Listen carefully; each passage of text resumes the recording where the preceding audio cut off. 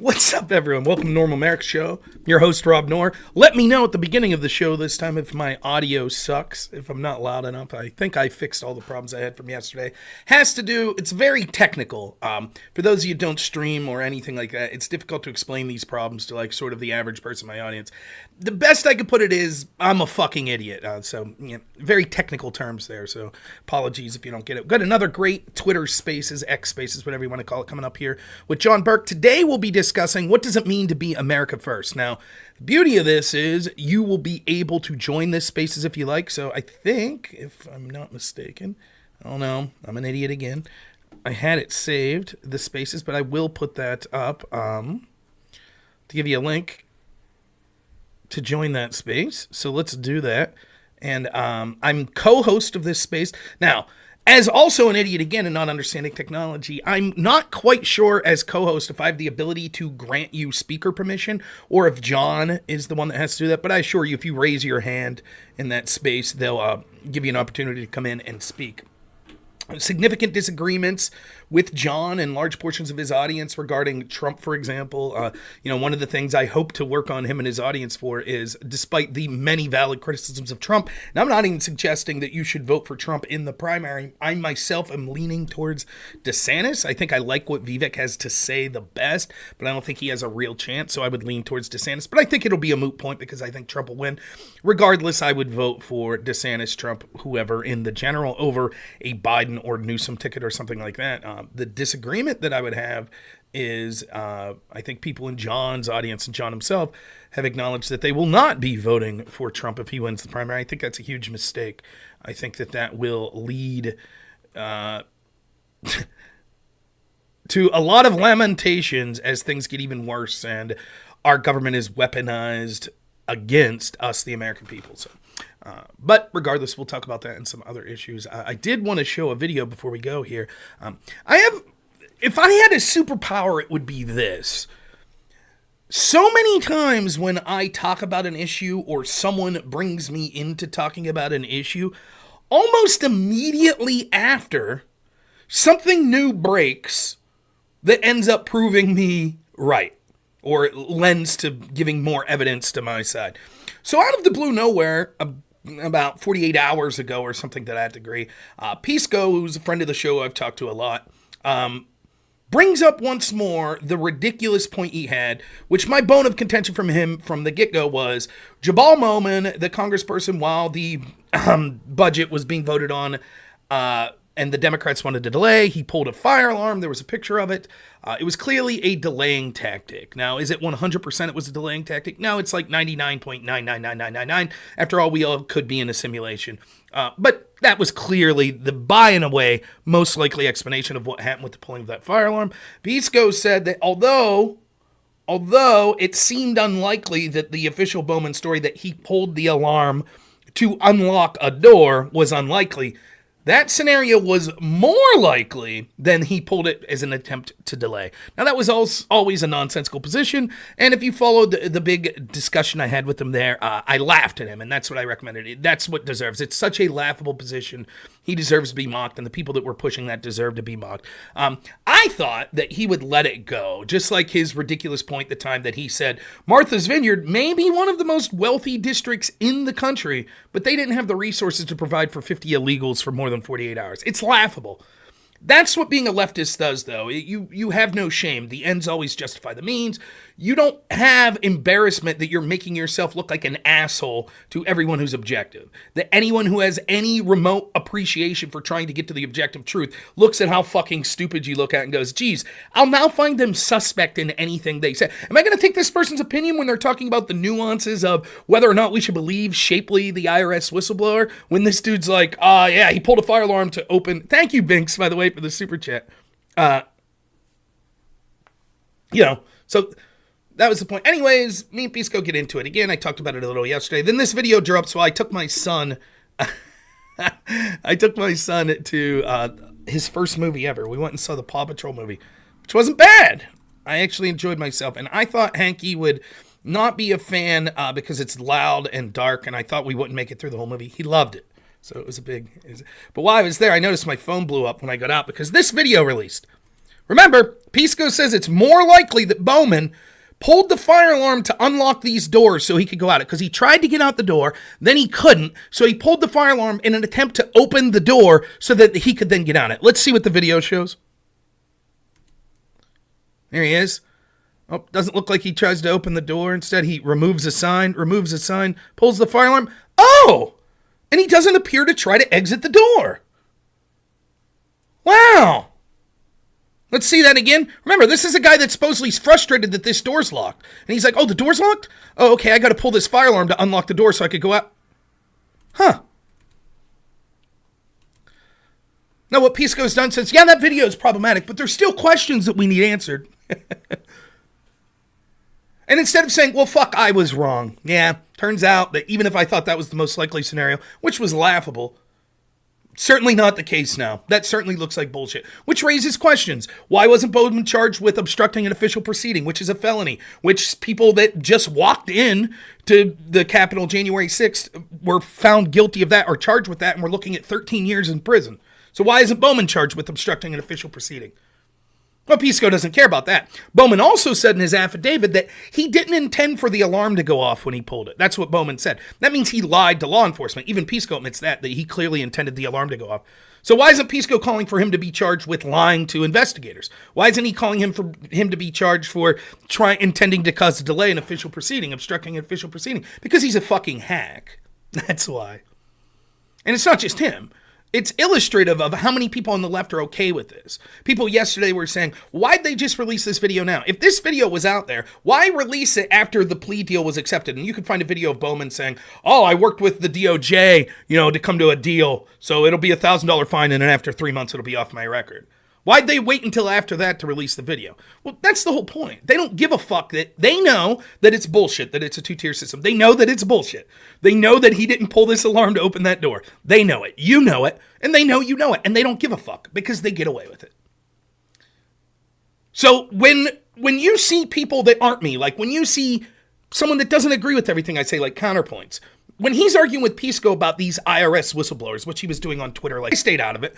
But basically, Counterpoints is saying, like, here's all the things these whistleblowers said. And Pisco's general argument is, yeah, but there's counter arguments. And, it turns out that there are other people inside the FBI that are disputing what Shapley and them are saying. And what we'll come to find is blah, blah, blah, blah, blah. The truth is, when it all ends and we find out that these whistleblowers were correct, nothing will be done about it. And Pisco will be fine with it.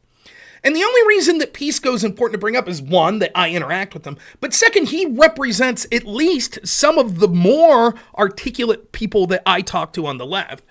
But this is certainly the belief throughout our media class, academia, the entertainment, all of these people that have actual power, actual Democrat politicians. This is how they operate. They blatantly deny reality. They blatantly enforce this double standard. And they tell you you're fucking crazy for realizing it. And then even if video evidence proves you 100% right, they're just like, oh, well, it's over with now. What can we do? Moving on. Acting like they weren't wrong the whole time. And then you got to believe them next time. It's the same when you listen to people like Econoboy talk about the economy. They cheered for shutting down the fucking economy. And then when we have disastrous effects, they go, oh, well, anyways, got to listen to us with the remedies of the economy now. Absolute horseshit. Anyways, let's see if the Spaces has started. It should have been.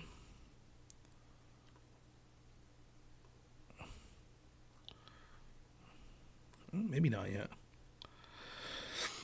In other news, I had a really rough week. Sort of just some stuff I can't really talk about. I'm okay. It wasn't life-shattering or anything like that, but it was a rough week. Yesterday was absolutely amazing. Taking my son to his first movie. I had an absolute blast. I really did. I think he was more interested in the fruit snacks we bought. Damn, it's expensive, though. I think to get, like, popcorn drinks for us and fruit snacks and a movie ticket was, like, $67 in a small town. So it's not like we went to a big theater. But we were lucky. We went at a time where we were the only people in the theater, which I thought for his first time at a movie was pretty cool. And I don't know what the consensus has been on the Paw Patrol movie. I know a lot of kids' movies they say are really woke and stuff like that. I didn't get that vibe at all. I thought it was entertaining enough for adults. I don't know much about Paw Patrol, but Hank was really into it. If I had to give the overall theme of the movie, it would be, even if you're small, you could do great things. It's a fine message. Didn't mind it at all. So yeah, I had fun with that. Other things that I've done, hobby wise, I've decided that I'm going to watch the entire James Bond movie series. Now I've probably seen 6 to 7 of them, but I'm going to start and go chronologically. So I started. Amazon Prime has, I think, all of them, at least most of them. So I actually watched all but the last 5 minutes of Doctor No. I've seen Doctor No before, but I did manage to find time to watch that the other day. So maybe I'll do some review of what my favorite Bond movie was or something like that. But I absolutely love the character of James Bond, and I think that it represents something that we don't see, a sort of suave masculinity that's celebrated. And I think so much now we sort of demonize that. It's also sort of, I'll be honest, it's sort of escapism that I like. Yeah, there's like 25, 26, I think. My favorite Bond movie of the 6, 7 that I've seen is Casino Royale with Daniel Craig. I absolutely love that movie. And I think the reason I love that movie is I happened to find the entrance sequence, the intro sequence with Chris Cornell's song to be a fucking banger. That is a great song.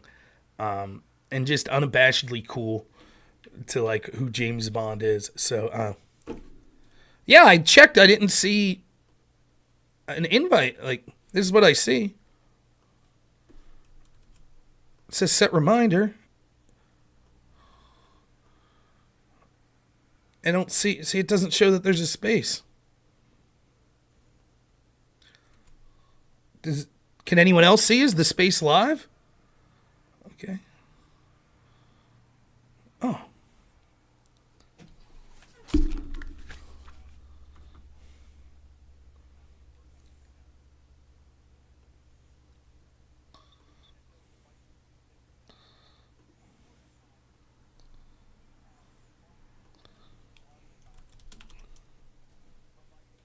They had conquered infant mortality.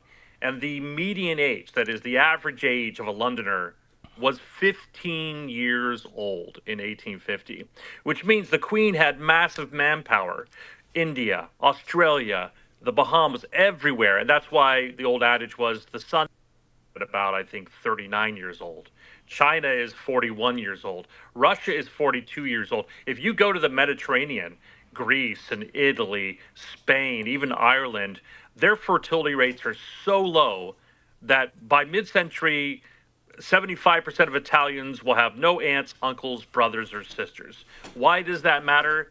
Because the only place that is like England in 1850 is the Islamic Muslim world. The median age of the Gaza Strip is 17 years old, which means they have manpower from here to eternity. And unfortunately, they have radical ambitions against us, against the Western world. Again, if this is not a racist thing, because it doesn't matter if 90% of your population is dark skinned or white skinned. If you all adhere to the tenets of Western liberal democracies, right? Freedoms of speech, freedom of religion, freedom to practice, equality among the sexes. That's fantastic, right? Your society can thrive. But to put it mildly, that faction of the world, right? And especially the portion that we're dealing with right now with Hamas, with those radical factions, they mean us harm and they want nothing to do with our Western ideological systems. And so where is the puck headed? It's not headed with us. And we need to handle our stuff at the border, but that's not, I mean, look, you may have think that everything stopped at 9/11. I'm looking at a list of 75 terrorist attacks, most of them thwarted since 9/11, okay? And so this is a very real threat. The chances of Putin's thugs pulling up to the club here and causing problems are zero. They're not going to be here. But Israel's enemies, they're already here. So yes, we need to close the border and that needs to happen ASAP. It doesn't matter. They'll come in through UK passports. And if you want to look at what America could be like, because again, our fertility rate here in the United States is 1.8. The fertility rate in Yemen is 5. Tiny little Yemen, which is geographically the size of Georgia, will have a population greater than Russia by mid-century. Okay? So that is the future of the world. And we need to figure out, because obviously the war on terror didn't accomplish its main goal, which was to change the hearts and minds of the Muslim world. That was ambitious. They went about it the wrong way. It was awful. And it was in response to 9/11, obviously. But somehow, this is nothing we can ignore. We are not an island. We cannot be isolationists because it doesn't matter. They're already here. I'm looking at Richard Reed, December 2001, where he tried to blow up a plane. Jose Padilla, 2002, with a dirty bomb. He was convicted on other terrorism charges in 2007. The Lackawanna Six in 2002. Uzar and Safuli Maracha, 2003. Iman Fares, the Virginia Jihadi Network. I could go on and on. I'm looking at a list that I posted some time ago. I'll post in the nest. About 60 plus different terrorist attacks. Some of them were successful, for example, like the Tsarnaev brothers at the Boston Marathon, right? So these are legit issues. And these 60, these only go up to 2013. There's been another 50 since that time. You may not see it, but these attacks are happening all over the country. We need the help of moderate Muslims to oust the radical factions that are part of their group. But in the short term, we're going to need to defeat Hamas. We're going to defeat those elements there, because that part of the country, they only understand the strong horse. So when you look at, for example, last night, they had a couple, over the last few days, some drone attacks on American bases throughout the Middle East. And so what did President Biden do? And actually, it's one of the few things I applaud him on here. They sent a couple missiles into Syria to blow up those factions that were sending those drones. And they said, Luke, we don't want to get involved in a larger conflict. But the underlying thing was, we need to show ourselves as the strong horse. Okay, I'll step down for a second. Appreciate that, Justin. I always love when somebody makes a point and attaches a little historical fact to it. I always love that because it's educational. I just want to make sure that my position is understood here, is that I'm not preaching for isolationism. That's the furthest thing that I'm talking about. I believe in economic global trade. I don't believe in tariffs. I don't believe in a lot of things like that. So let me make my position first clear there. Where I stand, all the points that you just made, I agree with. But the global war on terror has been like the global war on drug, or the war on drugs. This is something that sucks us in. We first have to strengthen our fortifications. You say they're already here. I understand that. They are here. But before we try to drain the ocean, we first have to patch our boat. We have to strengthen ourselves here. And right now, we have an open floodgate where they are pouring across. We're not going to have the fight in the Middle East with Hamas. We're going to have it here. Your examples have already proven that. People are trying. And I understand that, I'm not saying that we should not support Israel's endeavor to combat Hamas. But what I am saying, though, is the money and resources that we have given them, just since the Obama administration, has been astronomical. These people are holding out against, being completely surrounded by Arab countries. They're doing an amazing job. So I'm not saying not to support Israel. That's not what I'm preaching. What I'm saying is America, in order to let them combat Hamas as far as Israel goes, is to stay out of it. Here's the reasoning why I say this, and then we're going to take up hands. First of all, America has been hamstrung by progressive policies that have infected our military. The strong horse approach you talk about, I agree. Man, I am with you. To me, it's like you bomb them into the Stone Age. You try diplomacy at all costs, and war is the last thing that has to happen. But if it does happen, you show no mercy. But America is not capable of doing this. And the example that Israel is setting right now, by succumbing to peer pressure on the international stage, of people saying innocent people. Israel is the only one that can go in there and do what needs to be done. So the more that America tries to stick its finger into the pie, e.g. Biden going over there trying to rationalize Israel saying, hey, ceasefire, let's stop. It's the wrong answer. We need to stay out of it. That's what I'm saying. So it's kind of like I'm agreeing with you, but the methodology in which we're trying to approach this is a little bit different, but the end goal is the same, if that makes any sense. I think it does. And I just say one more thing. I do not want to relive the terrible decisions and ill decisions over the last 20 years in the war on terror. But I certainly do not want to experience what I experienced 22 years ago in 9/11. And I think we have some common ground that we can find on doing that. So absolutely, fully, and yeah, please don't take that as if I'm saying I would never. When I talk to people, I never make assumptions about their statements by saying, well, if you say you like oranges, that must mean you hate apples. I don't do that. So please don't take that as me saying you want another 9/11. I would never project on it. All right, let's go to one by. Get your hand up, sir. I just want to affirm a very important point that Justin made regarding passports. What little honest information we're getting out of Border Patrol is that passports are being ditched before these people enter the country, particularly Venezuelan passports. And they are dishonest passports because they are actually not Venezuelan nationals. They're Middle Easterns, they're Chinese, and so on and so forth. And with regard to Heathrow, Justin is dead on. And this is one of the huge heartaches I had with Trump's COVID policy.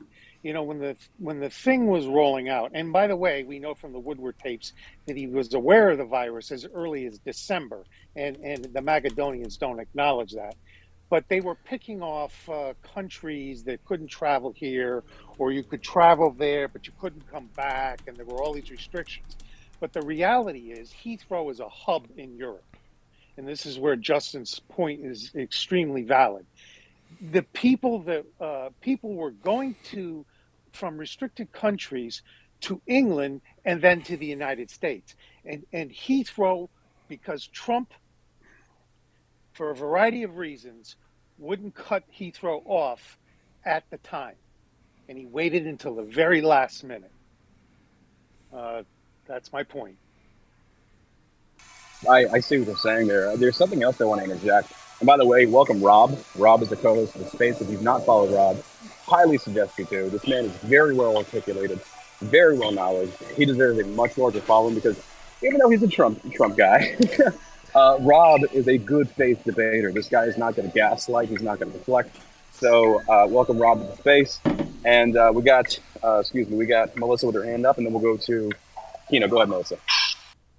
So, John, I want to ask you, does your stance come from you being in the military?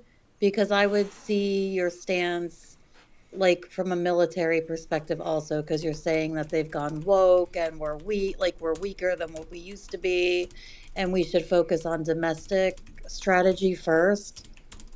Absolutely. The examples I could give you of woke leadership essentially handcuffing the military would honestly blow your mind. It's become a very sad state of affairs. You know, the last time I was in Afghanistan in 2010, and that's as far back as, 13 years ago? Gotta feel old. But, for example, one of the policies that hit us when we were in country is the Taliban knew our rules of engagement, ROIs, and our TTPs, our tactical technical procedures. I probably said that wrong, but whatever. Anyway, what they would do is they would shoot at us and then run into mosques. And they knew our strategy was, if they run into a mosque, we cannot engage because that is technically a holy building.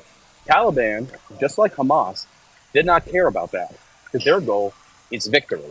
Victories can be achieved by sacrifice, sacrificing principles, sacrificing buildings, sacrificing children. They do not care.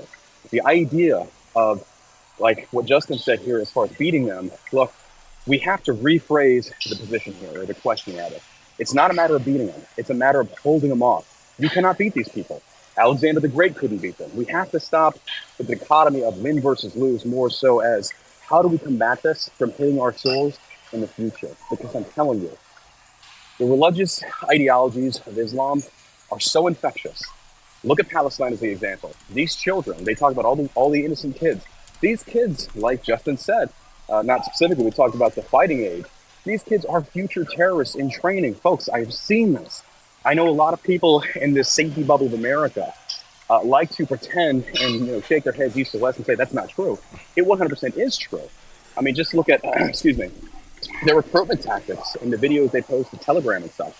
They praise the slaughter of innocents. So, yes, through military experience and stuff like that, what I've seen these people do, there are no rules of engagement. There are no rules to war with them. It's not like it was back in the olden days, such as like World War II, when soldiers still had some semblance of honor. And a lot of people don't know that according, this is another idea of how weak our military is.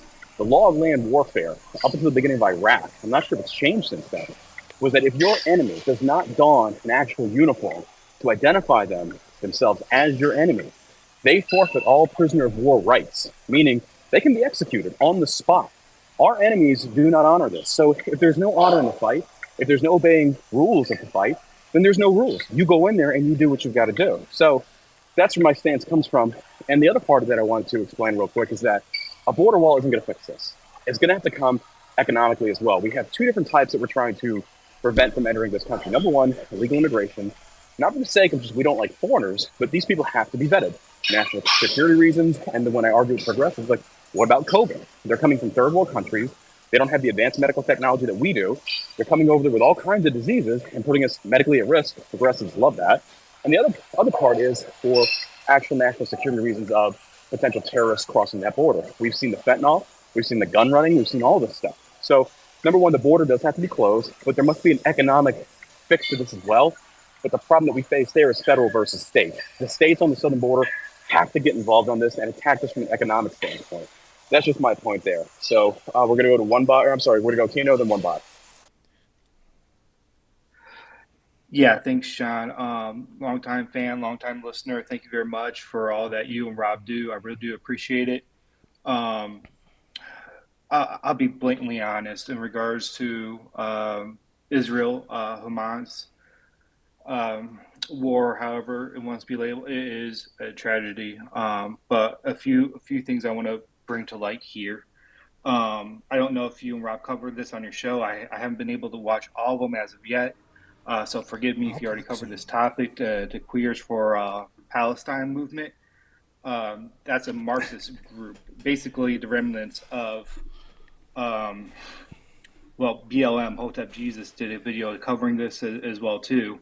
And they'll eat their own at the end of the day, though. But the real enemy here in the United States isn't just Hamas or isolated guerrilla terrorist cells. It really is Marxist, socialist, communist. And yes, I will use all three of those words interchangeably as they will. And in regards to race of the situation, when dealing with these people, when they say whiteness, they're talking about capitalism. All this is just a ploy to destroy capitalism. Queers for Palestine, like I mentioned, Marxist organization. They see Israel basically as a result of colonization, another form of capitalism. They want to utterly destroy it. And I hate to say it, but I'll say it. They're siding with the Muslims for now, though, but the Muslims will quickly turn on them. And I hate to say it, unlike Western countries, the Middle East is the only region on this planet that can withstand Marxist intervention because of their own totalitarian religious beliefs. That's the only thing that's going to keep that religion at bay. So I know I'm off on a tangent. I get really nervous on these spaces. Thanks for your time, and I'll shut up now. Thank you.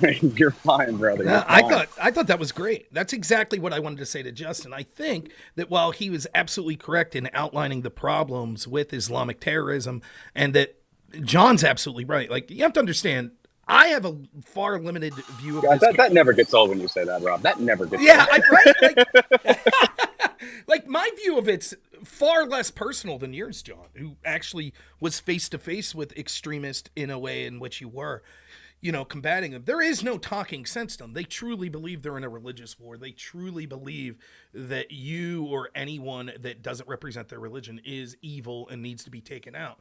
There's no rationalizing with them. However, although that mentality might be something that clearly we could see is a huge threat to our country, I don't think it's by any stretch the biggest threat to this country. I think the biggest threat to this country comes from within. It comes from the leadership of this country that has played to progressive cultural communist values because they understand that it helps them entrench their own power, achieve their goals of sort of a globalist serfdom, whereas there are the haves and the have-nots, and they want to erase the middle class. They want to erase your personal autonomy, and they don't care about progressivism. They don't care about Islam. They don't care about communism as like a workers' rights movement. They just understand that the authoritarianism that those movements afford them means that if they pay lip service to them, they will be able to win the cultural battles that will make it necessary for them to then institute their authoritarian policies, which leads to the erosion of the middle class. We see this in real time. This is what the COVID lockdowns were. This is why people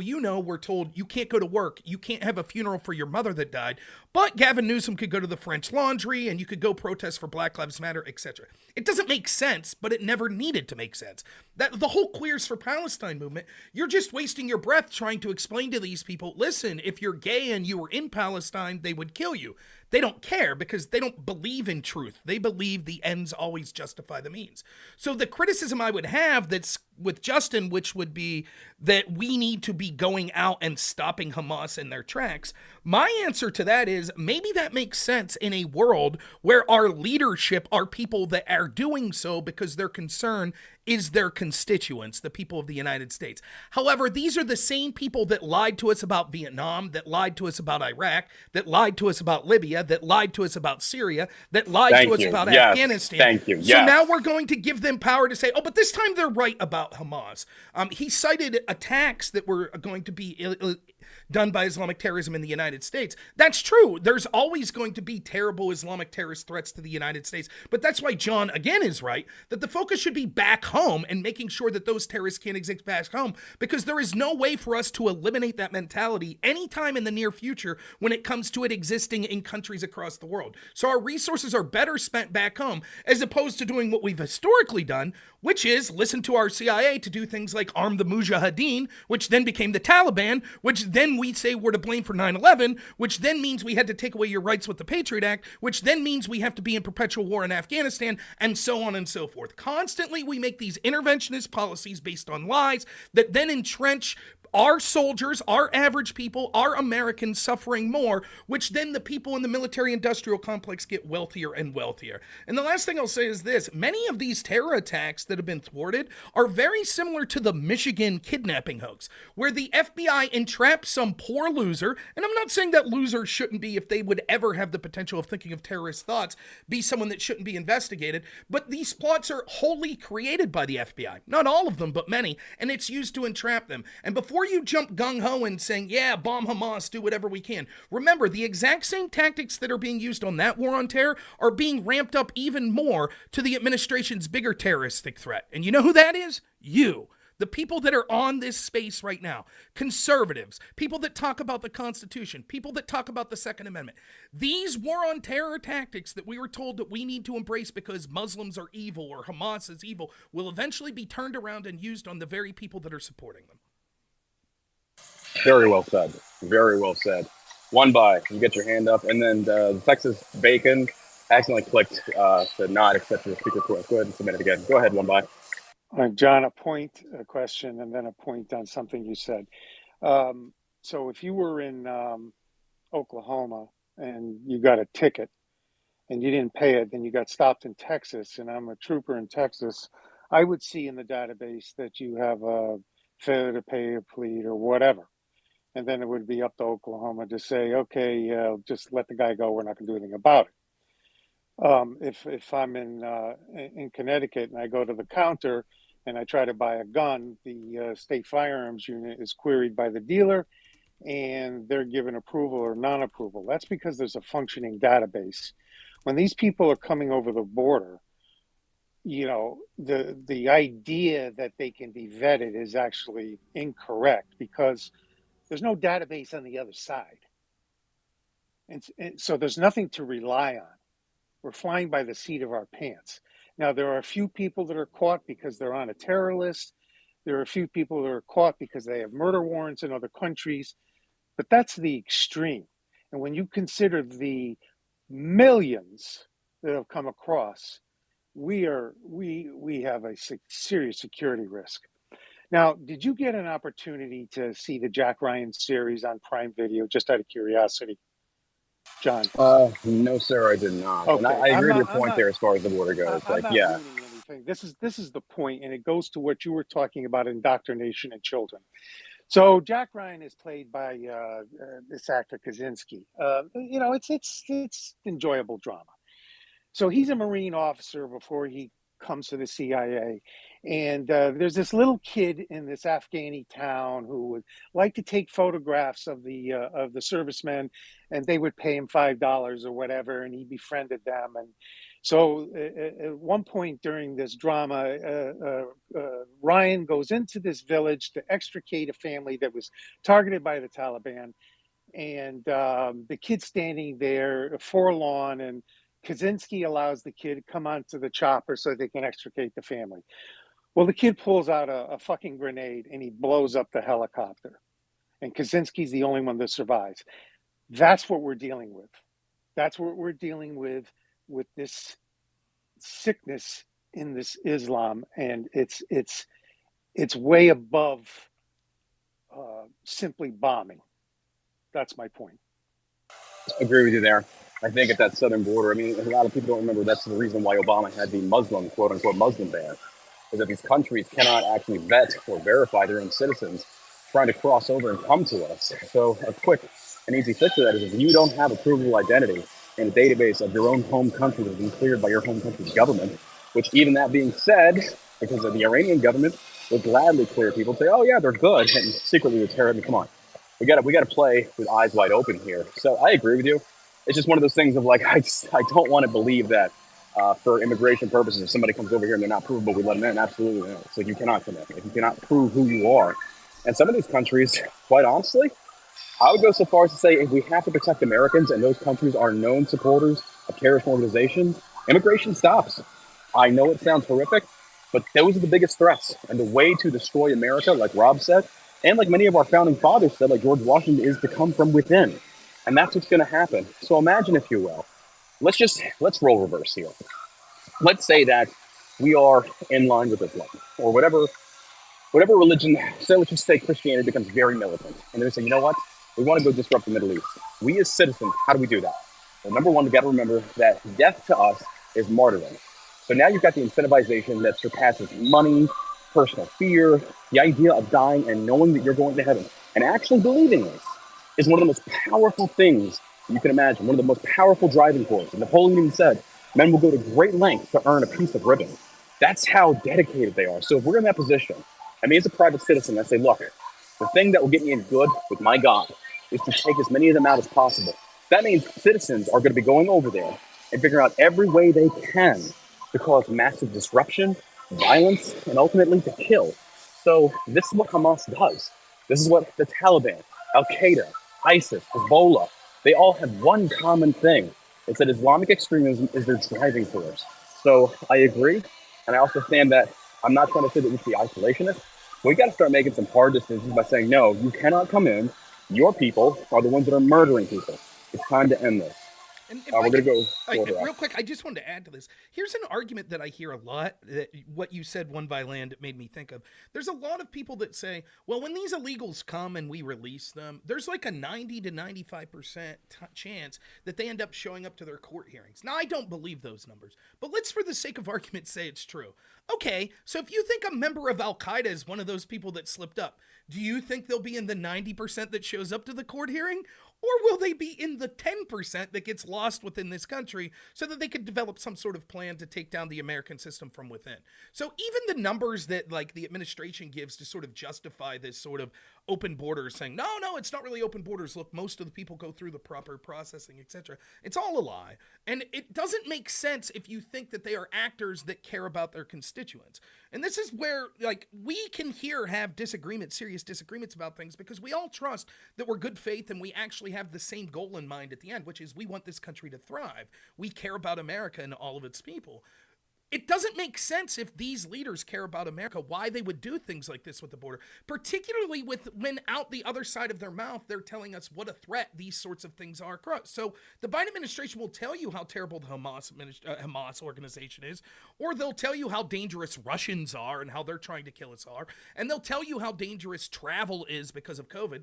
And yet, when it comes to the border, that's the one place that none of it seems to matter. And you'll go crazy scratching your head going, but it doesn't make sense. How could they not see this? And it makes sense once you realize it is the intent. The open border is the intent. They want to erode national sovereignty. What does America first mean? It means that our elected leaders should care first and foremost about the citizens of this country.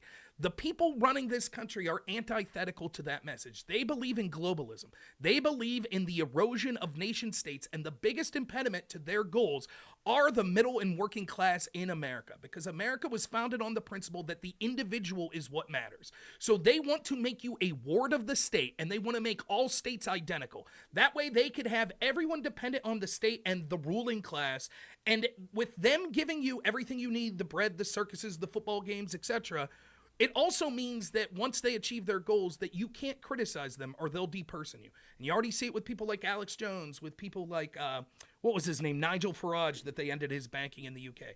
That's what's coming for us. So that's what the open borders are. We can see how dangerous it is when you're talking about Hamas and Islamic terrorism and things like that. Absolutely. Those are terrible people that also, for other reasons, want to destroy the American way of life. But the reason that this is allowed to go on is because it is the intended goal all along from the people in positions of power. Very well said. Texas Bacon, over to you, sir. Hey, John, I appreciate it. Getting used to these spaces things. And Rob, I echo what you have to say. I actually work on the border, specifically in human trafficking, specifically with different organizations, not always law enforcement, because as you guys have stated, they're not always America first. I was testifying up in front of the Capitol this past Monday. We went up there for House Bill 6 to fund the wall. We have veterans on that Texas committee that have no clue what is going on the border. They all come down on Tuesday and say, "Oh, look what we just found. This is atrocious." And then you have the bleeding heart liberals. If you look at what the Senate has put out, Josh Hawley was interviewing the director of the Office of Refugee and Resettlement. She specifically, and then whenever he goes back to 2016 and does every year up until this point, so that's 3 administrations, she admits that yes, we're bringing in children to do labor. There's child trafficking going on. She physically states yes in her questioning. There's no mistaken for it. He says yes or no. She doesn't say no. She says yes. We are bringing children in. Yes, we know this. Yes, the New York Times, and I'm not a fan of the Times, but their hit piece on all that was going on is truth.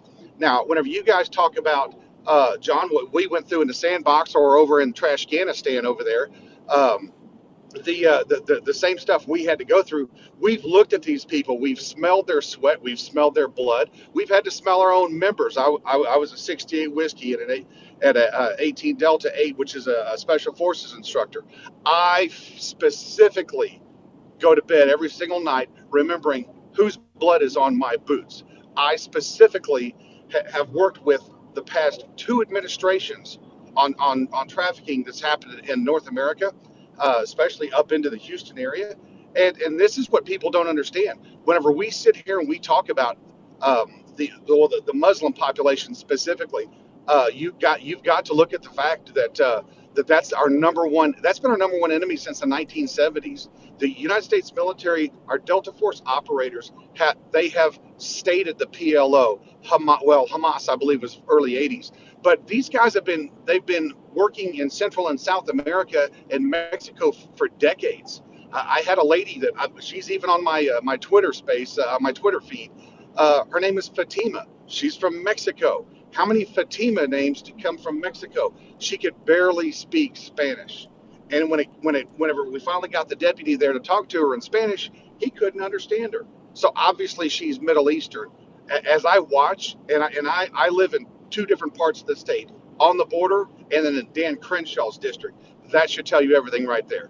So when I go to the border, and vacation is every 3rd weekend for me, but when I go to the border and I see these people pouring over and over and over into the country, there is 15 men to every 1 woman or child. And when I say 15 men, I'm in my 50s. 12 years ago, 11 years ago, 2012, whenever I first got entered the military and subsequently was released 2 years after that, that's the last time I saw healthy Americans. And let me tell you, the people coming across this arena out here, the border, whether it be here at Eagle Pass, whether it be Del Rio, whether it be Lukeville, Arizona, go to people like Anthony Aguero live. He physically talks to these people. I repost his stuff, and it's, oh, wow. Where are you going? Chicago. Where are you going? New York. Where are you going? Los Angeles. They know. Some of them don't know the language, but a lot of them know how to say where they're from and where they're going. And if you notice, for the past 5-6 years, since 2018, we offered to take the Texas Attorney General down there. I was up in D.C. working with the Trump administration. Nothing's been done. Look at what's happening in Guatemala right now. Guatemala, the United States State Department is trying to put down their election interference. their election investigations. The police are physically taking the ballots from the Supreme Court justices that are trying to adjudicate a case over whether or not they should have their president or not. Doesn't matter what you believe, what side of the fence, John. I'm 50-50 with you when it comes to who should be our next president. I know Ron DeSantis. I was a Trump fan. Hell, I was with Don Jr. on a hunting trip this weekend, and I'm telling you right now, what you're saying that people don't agree with, you're 100% spot on. We have to look at the fact that our America First. Remember, they said America First. Those are the people that created the America First lingo a couple of years ago. The campaign of America First. Those are the people that screwed President Trump. Those are the people that are now doing deals in Georgia courts so they don't go to jail. We're going to turn on. They've already written books about what they were supposed to defend themselves upon. So it doesn't matter if you believe an election is stolen or not. The fact that people have taken the America First, which it should be, that means us, we the people, read the Constitution. When people throw the Romans chapter in the Bible out and say, render to Caesar what is Caesar, I tell them, hey, mofo, I'm freaking Caesar. This is a government of the people, by the people, for the people. So when we send you to represent my voice up there, you represent my damn voice. And I'll leave it at this. You guys are spot on with where you're happening. Rob, I don't know where you got your intel on 90% show up to their court hearings, because it's actually, if you talk to Border Patrol, and I talk to them daily, physically less than 90% don't show up. So like 85 to 90% do not show up for their court hearings. They don't even have court hearings. Court hearings are put out 2 to 3 years in advance. So whenever they say that people are showing up for their court hearings, they're talking about stuff that came out of the Obama or the Trump administration. The whole thing about where we're getting these people from, Mexico right now is our number one place we need to be shutting off. And I'm not talking trade. I'm talking everything between the bridges. I'll leave it with you guys on that, because I go way too far when it comes to this space. But spot on space here, buddies. No, Texas, just to clarify, yeah, their numbers are garbage. You have to understand, John and me debate these lefties all the time, and they always want to bring out these studies and things like that say these things. What I often like to do is say, I don't believe your study, I don't believe your numbers, but even if they are true, here's why it's still wrong. But yeah, you're absolutely right. I don't think the number's anywhere close to 1/4 of them showing up to their approved hearings. The other thing I'll say real quick, and then we'll kick it over to John, is John, when he brought up Josh Hawley grilling this woman from the Biden administration yesterday, I don't know if you saw that video. It is unbelievable. I mean, she's basically admitting that tens of thousands of children are being trafficked in this country since the Biden administration's taken over. And Hawley points out that her boss, I forget what his name is in his title, he literally excoriated her for, quote, not being more like Henry Ford in an assembly line and getting these children shoved out of their custody. In other words, he's like, hey, don't look into where we're sending these kids. Just make sure they're going somewhere so they're out of our hair. This is the same administration that said that when Trump had kids in cages, it was a human rights abuse that would never occur under them. Now we have a crisis where tens of thousands of children are being trafficked, including sexually trafficked. And what's our administration's response? Get them out the door faster. We don't care if they're being sexually trafficked. We just don't want them to be our problem. That's how grotesque. The people on the left that claim to care about this stuff, they never cared, because it's happening in spades right in front of them, and they're silent. Very well said. We're going to get some new speakers. One by, I will come back to you. Let's go to Brad Paquette, and then we'll go over to Ricky. Brad, go ahead. Hey, thanks, John. Appreciate this space. It's definitely key. A lot of Americans should be speaking about this more.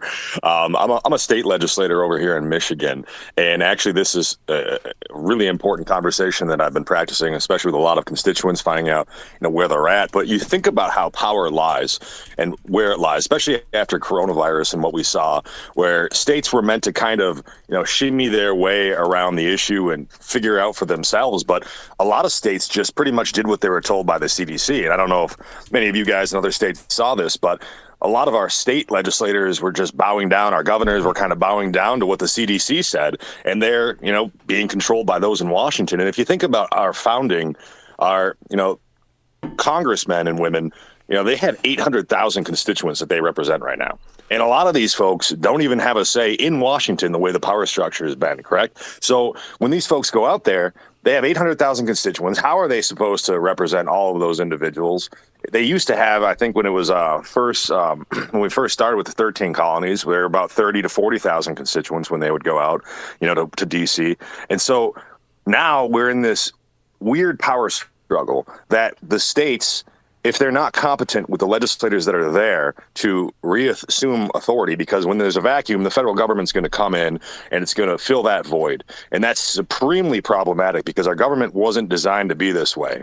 And these individuals, then they go to DC or they go to their state capital and they're listening to these technocrats. They're listening to the experts, trust the experts. And if we haven't learned the lessons from coronavirus and we don't have legislators that are close to people, I have 90,000 constituents I represent.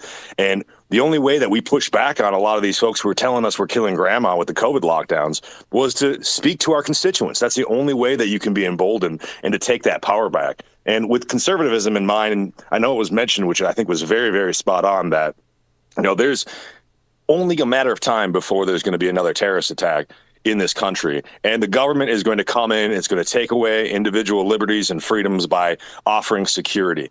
And this is something that is just going to happen inevitably. And so if we don't have people that are competent in our states and our legislatures and the state governments to push back on that, then all will be for naught. So in terms of this conversation, so grateful for this space, really, really appreciate it. But we need to have state legislators being brought in here to bolster their confidence to push back on this, because that's the way it was designed to be. So you got the 17th Amendment and read Federalist 45. All the things that aren't delineated for the federal government are left up to the states. Yeah. And we have not assumed our authority that our Constitution allots as states. And so this is something that we need to make happen. I don't know if any of you have heard of Russell Kirk, but he's one of the individuals who wrote The Conservative Mind back in the 50s, kind of made the term conservative popular. And he's from Mecosta, Michigan, which is a little north of me. And coming up with this network in the Midwest of state legislators to talk about these issues and being able to push back on the federal overreach, on the federal power structure, because that was how it was meant to be, and we need to return to that as well. Thank you so much, though, for having me up, and love the conversation. Hey, John, can I step in real quick? I got to ask Brad a question. I sent him some stuff go right a few ahead. months back. Yeah, sorry about that. Hey, Brad, this is Keno. A few months back, I sent you a packet regarding an Emily Phillips, who is a teacher trainer. I believe she's the president of the Teachers Union up in your state of Michigan, who is teaching teachers how to circumvent parental rights. Has anything come of that as of yet, since that information has been forwarded to you, or no? Yeah, so the Department of Education has been taking the lead on that in a lot of capacity. So last term, the Republicans, I actually chaired that committee, and we were pushing back in the department because we, have their budget. Because they've been putting out trainings. So Dr. Rice is the superintendent of MDE, the Michigan Department of Education, and they had all these trainings of how to subvert parental authority. But now that the Dems have had control and they're in the position, they took the gavels in the House and the Senate, and then we have Governor Whitmer. They've been going full bore down this direction. And so not enough people are talking about it, but any more information you can send my way, that they have full control right now. And a lot of parents aren't realizing it, but it's pretty much an open call for homeschooling. It's an open advertisement for homeschooling. And a lot of parents are taking that direction with the exodus from our public schools right now, which isn't necessarily a terrible thing, unfortunately. Thanks for your time. I'm sorry to cut in like that, John, but thanks again. I'm just curious about what the outcome will be, and the group I work with, we'll do what we can on our end to continue infiltrating these teacher programs on what they do is indoctrinate children, groom them, and all that stuff. So any new information that comes our way from Michigan, I'll send to you. Thank you. Hey, Brad, before you go, I know you said you had to go, but I was wondering if you could speak a little on this. As someone who's a state rep, I ran for federal Congress here in Pennsylvania in a special election, and I thought that I would do it, but I would get in the room with the people. I was running against 24 people. Almost all of them were involved in politics at the state or the national level at some place. I thought I would be blown out of the water. I was unimpressed with how much the people understood the Constitution that I was running against. In fact, I brought up the 10th Amendment and the idea of federalism and the idea that anything not specifically outlined in the Constitution was left up to the states. They literally were looking it up on their phone as I was talking about it. They mocked me afterwards, playfully, not like in mean-spirited, called me Mr. 10th Amendment. What I realized from that whole process was I think there are so many people that are afraid to get involved in local politics or state politics or even federal politics because they feel intimidated that it's a class of people that somehow has more expertise than them. I think that the number one qualification is just caring about the people that live in your area and wanting to represent them. And I think most people have just as much wherewithal and talent as the people that are elected as our leaders. The difference is their skill set where they're lacking is how to get the connections into being elected. So as someone who actually ran for office, can you sort of tell people, encourage people why they should get involved and it doesn't require like some high specialization of expertise? Yeah, no, you actually touched on a lot of important points. And yeah, once you get to some of these spots, you look around and you see these folks, and just because they're far away from you or they have staff, we, for some reason, give them the benefit of the doubt, like they're competent or they're really smart. And that's just not true. And yeah, you highlight a really, really important issue because people are afraid to kind of run for these positions. In my neck of the woods, I was a teacher who was, not in my union. I opposed it. And, I saw all these issues at our school. States are supposed to have the most impact on their education system. And so I'm the type that, when I see a problem, I'm going to try to do my best to fix it. And at my local school district, all these people were blaming everyone. You'd go to the school board. Oh, it's the school board. Oh, it's the superintendent. You go to them and they say, oh, it's legislation. And so that's what got me to run. But what it comes down to, especially in the state houses, with how small the districts are, comparatively, I knocked on about 10,000 doors. Yep. And that's what made me get the votes. And I had about $16,000 that I spent. So these state house races are incredibly important. But then you also have some of these, because some of my colleagues, there are millions of dollars poured into some of their house seats. So I think it was by providence that I was able to, get a shot at this. And then, when you have that shot, you have to be able to, stand for what you ran on.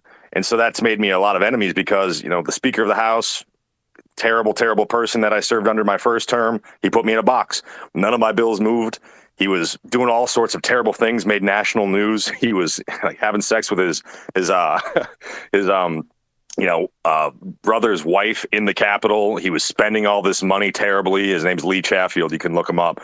And these individuals get exalted because they're compromised.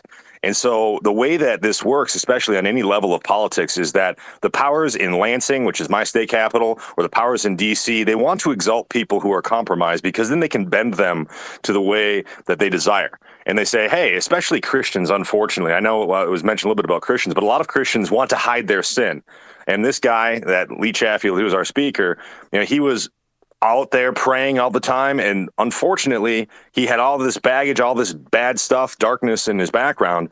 And he wouldn't push back on Governor Whitmer and her executive orders of, sending out the state police to check on people when they're buying lawn seeds and things in our stores. I don't know if anyone heard about Michigan, but we were pretty embarrassed. And so we were going to do a motion to vacate him, because he wasn't pushing back on the governor because he was compromised and she was blackmailing him is what pretty much behind the scenes were. So having people that, are able to accept the fact that, yeah, if they did wrong, they could own it, then run for office and then remain that way, because a lot of these folks, they want to throw you into these compromising situations, get you drunk, take you on trips, and then they want you to mess up. And then they will bend you. And so having people, I would say, that are not compromised, they're pure in heart, they can run and then they can stand for what they ran on against a lot of the people that are trying to undermine them, that is ultimately key.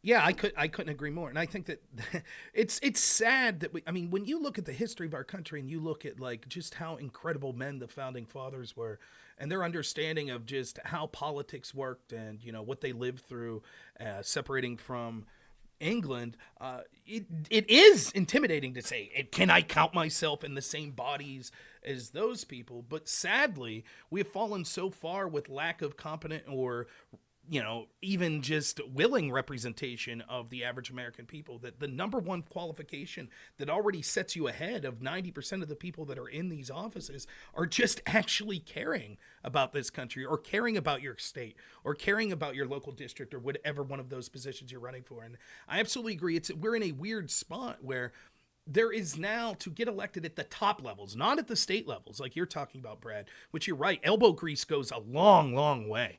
Like, just getting out there and putting in that ground game. But that's why I like someone like Scott Pressler so much. He's doing the difficult on-the-ground work that the GOP's unwilling to do, that Ronna McDaniel's unwilling to do. That stuff goes a long way. But at the national level, like to win a presidency, it's almost like you have to strike lightning in a bottle to be a person that's either so influential and wealthy on your own that you don't have to make compromises and get in bed with these people that are going to hold it over your head, or you have to be someone of such a strong moral character that you say, I will not be afraid, because all of us have something in our lives that's, not the most particular thing that you would want to be out there. And if you have that sort of thing, I'm sure we'll do a Spaces on this at some point, looking at like the Epstein thing and what he was about and getting blackmail and all these people. Once you have a politician under your thumb like that, that's it. There's no longer anything meaningful you could do. You better hope that it's agreed upon about the people that control you. And so, yeah, that stuff, it might not be as grand of a scale as something like Epstein, but it happens at the local level. Something as simple as you cheated on your wife and someone finds out and they hold it over your head. And so now you're willing to make a small compromise on this expenditure bill, or make a small compromise on who you're going to vote for here. And the next thing you know, these people are in office for 10, 15 years. They can't even recognize themselves. They no longer care or are advocating for their constituents. They're just sort of a self-fulfilling prophecy to make sure that they continue their own position. So, absolutely. And just, if I may, you hit the nail on the head, and it's so true. And that's why, so a lot of people that I asked to run for a lot of these spots are like, I can't, there's too much I did in the past or in high school. And you see a lot of these folks that get roasted because of, whatever picture that they had in their MySpace a long time ago, all that stuff. And that keeps a lot of good people in the benches. And, Ben Franklin said it well, is that a country such as ours is only going to be as good as the virtue of its citizens. And so we don't have virtuous citizens. You don't return to the classics of our education system isn't supporting virtue and building virtuous young people who are going to lead this country, then we're going to fall to the wayside by the powers that be that are going to take these compromised people and bend them to their will. And we see that all the time. We see it. And that's why Trump was a breath of fresh air, because he just, here I am.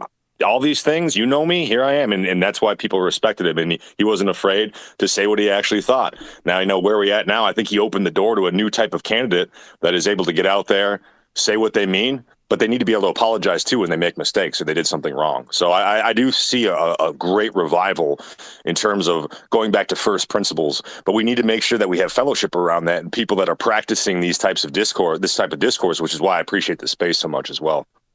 Oh, thank you very much. I totally agree. Snake, I see that you've been here. I haven't heard from you for a while. Snake, would you like to go ahead? Brad, before you go, first of all, thanks for coming. I would also encourage you to get your other delegates, all your friends, to engage in these these spaces, because what you've just discussed, I think a large majority of people do not know. They don't understand, because you're in the intricate works of how this whole machine operates. So if you can get them, because I think me and Rob are going to do this every Thursday and Friday at 10 a.m. CST. The more you get to attend, the more educational stuff we can put out there, how people can get involved, and overall, again, just educating people on the system and the flaws within it. Absolutely. No, I'll take you up on that, because I've got some colleagues. We've been doing some book readings over Twitter Space on like Irving Babbitt, on the Road to Serfdom, things like that. We've been doing some Twitter Spaces in that regard. But yes, I absolutely agree. And I've got a lot of colleagues that are very willing to get out there and have these discussions, because I do think that, especially X and the way that these spaces run, it's really, really the future of how a lot of people can be in touch with their constituents and again, be bolstered in their standing strong as well. That's what it comes down to. You need to speak to real live human beings that aren't lobbyists, that aren't in the bubble of whatever their capital is. And it gives you that courage to stand strong and to remind you of why you ran. And speaking to people about first principles and America's priorities and being reminded of history is definitely necessary to do that. You can't do it alone. So thank you so much. And I got to get on at 12 o'clock here, but appreciate this and looking forward to future ones as well. Thank you so much, Brad. Rob, back over to you, sir. Yeah, I think that's amazing. That's exactly the type of people that we should all be reaching out to, because getting involved at the local and state levels is arguably even more important than sort of the national level politics that we talk about a lot. And, I think that it's one of the things that amazed me, both disappointed but then also invigorated me, was seeing that there isn't this, I thought going into running for office would be like sitting down to dinner with a bunch of heart surgeons where, I'd be there, my old, redneck ass would be, they'd be like, hey, dude, you got to put the napkin this way, and you're using the wrong fork. And, they're talking about high-minded principles. It's not really like that. When you get in there, you're like, oh, these are just regular people.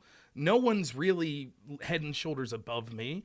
And none of us that are here talking are head and shoulders above any of you that are listening. We're not. Like, having a love of your country and your community, that's the qualification that you need. And so when I hear people like Brad that actually went out and did it, that inspires me. And I think that that could inspire more people. And I think that he's right. Something like Twitter Spaces, what it does is it basically democratizes the conversation. It allows everyone to be able to get their input in. And it exhilarates, or it shows that we have differences. But the more important thing it shows is that if you have a love of country and if you have opinions, there are other people out there willing to listen to you. It doesn't matter what your title is. It doesn't matter how much money you are. And if enough of us realize it, we could stop saying, oh, well, we have to vote for a cult of personality. We have to vote for the guy that raised the most money. We have to vote for the guy that my Republican leader tells me. And there's nothing I could do other than stay at home and grumble about it. So, no, I think that's great. I love talking to him, and hopefully we could get more representatives on. I think that'd be fantastic. Let's go to Snake, and then we'll go to One By.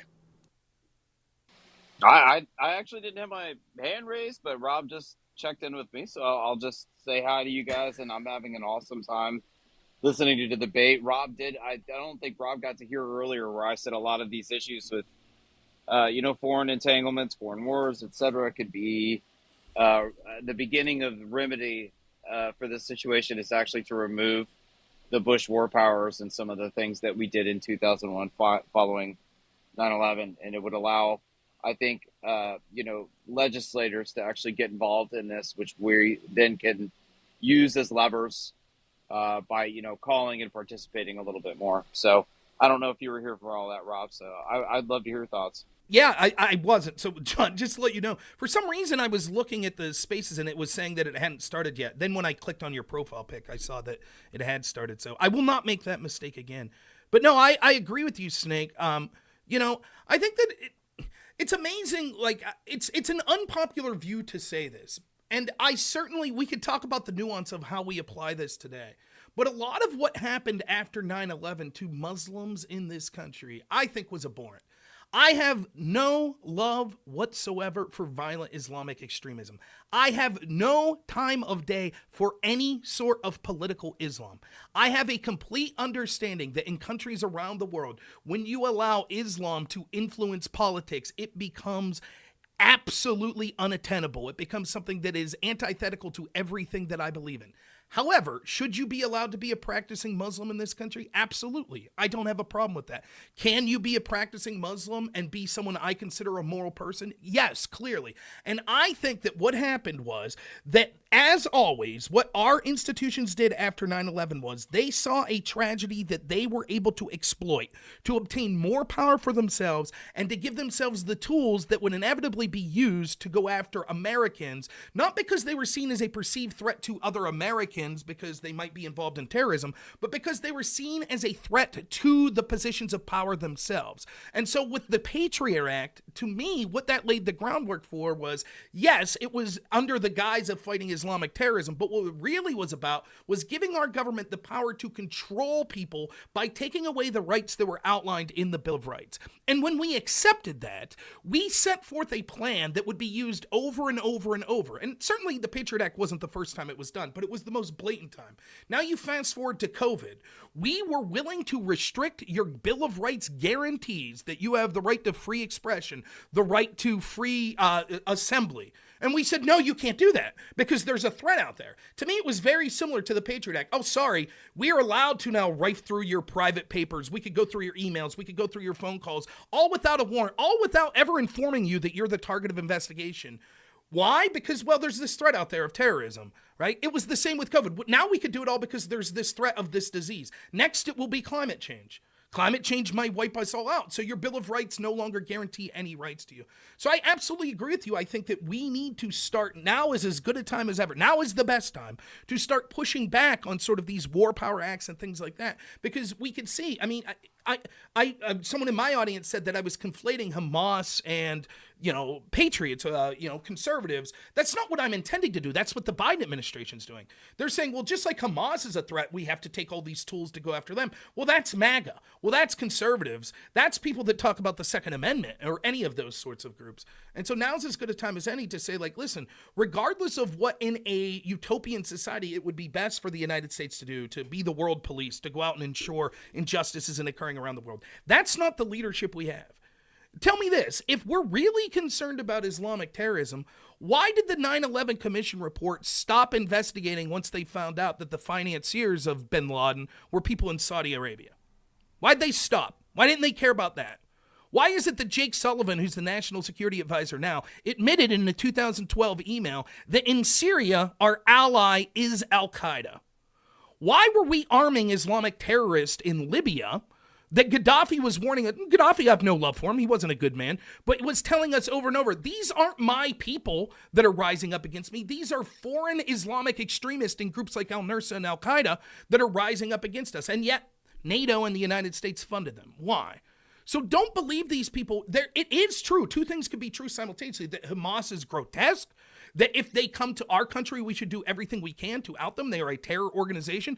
But that our leadership, the same people that tell you, oh, and so we need to take more of your money. Oh, and we need to send your kids to fight this war. Oh, and you need to sacrifice by paying higher gas prices, et cetera, et cetera, et cetera. They don't really care about stopping Hamas. They don't care about stopping Islamic extremism. Heck, if they stopped it, then that would mean they would have to relinquish the powers that they took in the name of fighting it. So they're always going to allow it to continue in perpetuity, so that threat hangs over your head, and they could use those powers for what they really want, which is to go after the people that are a challenge to them politically.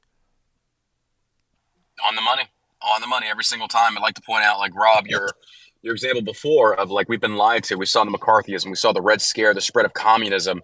And again, it always goes back to the idea of scaring the American public into submission, to the point where, like, I know it's cliche to say, but I say this often, that Ben Franklin talked about, that, those that sacrifice, freedom for security, whatever the case, deserve neither. We've continuously seen this happen.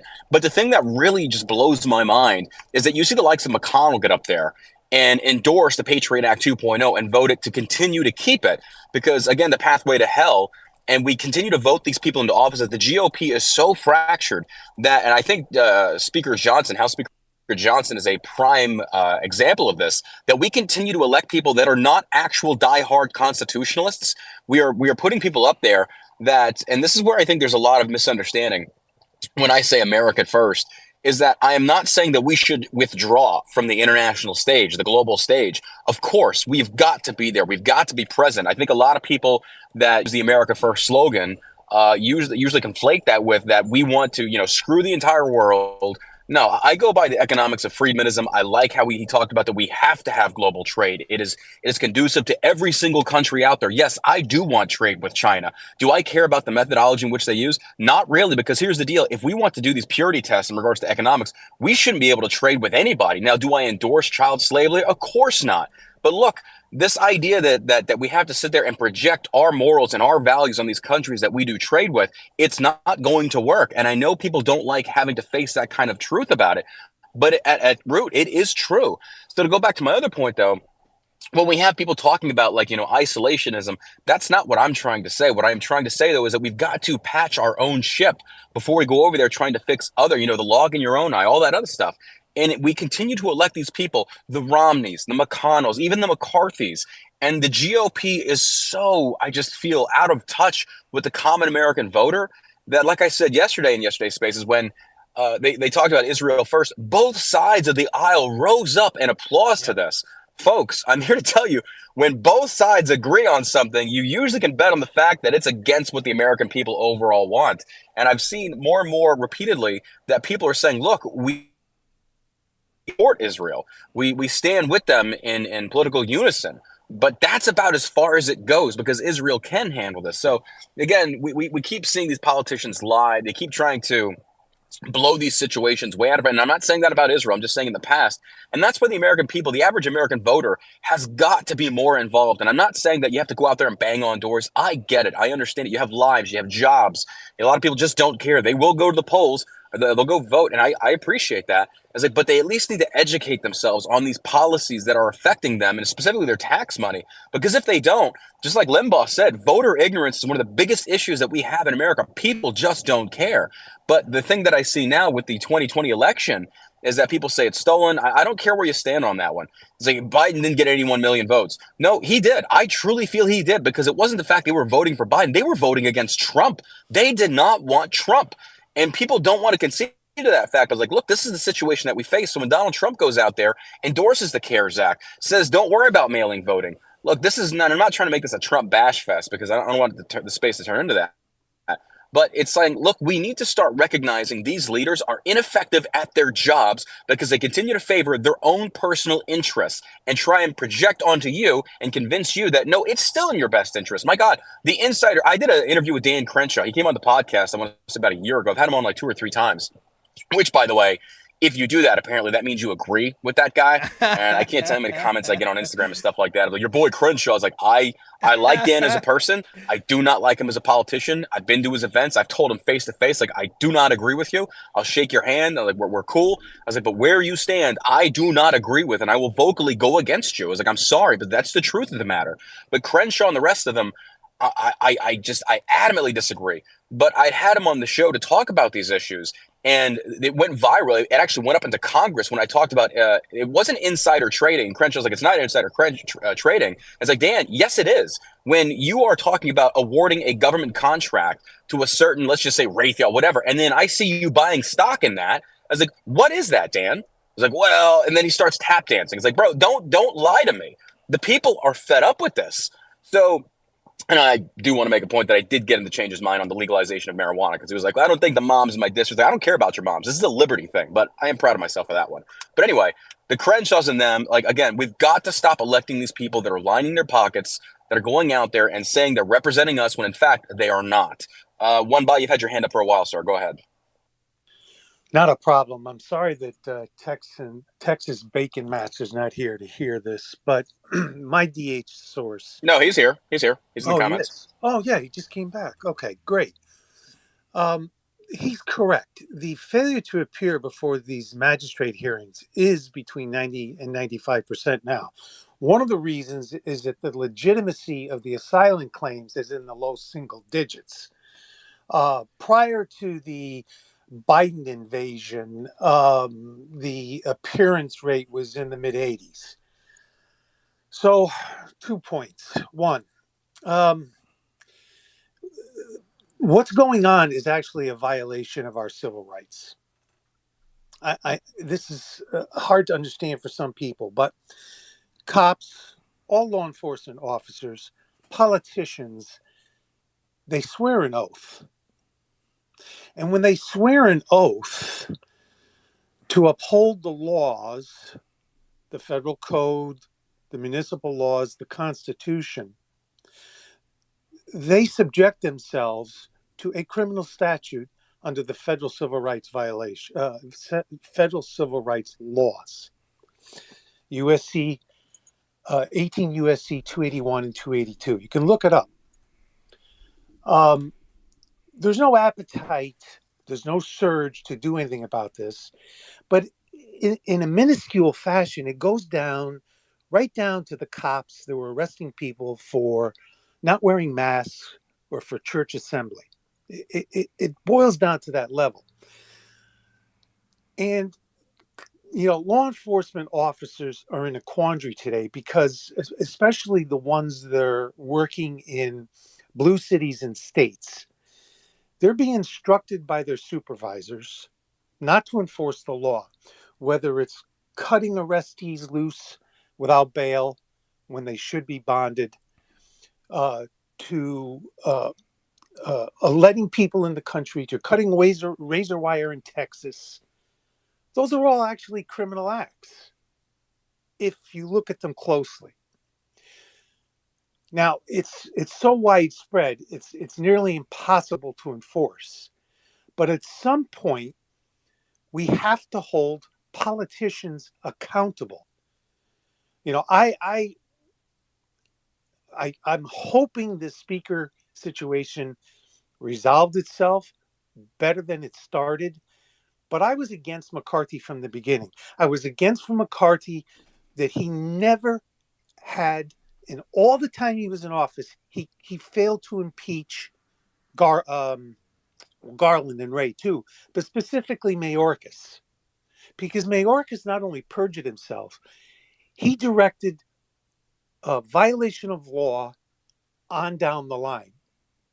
Now, you know, people were quick to say during COVID, well, the cops should quit, or they, you know, give up their pensions. They shouldn't violate civil rights. You know, technically they're correct, but discretion has to enter into this.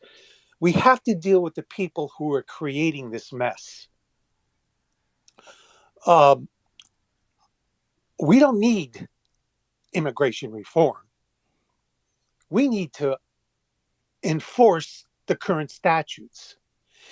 And we've abused parole. We've abused asylum. We've abused TPS. We've abused UAC.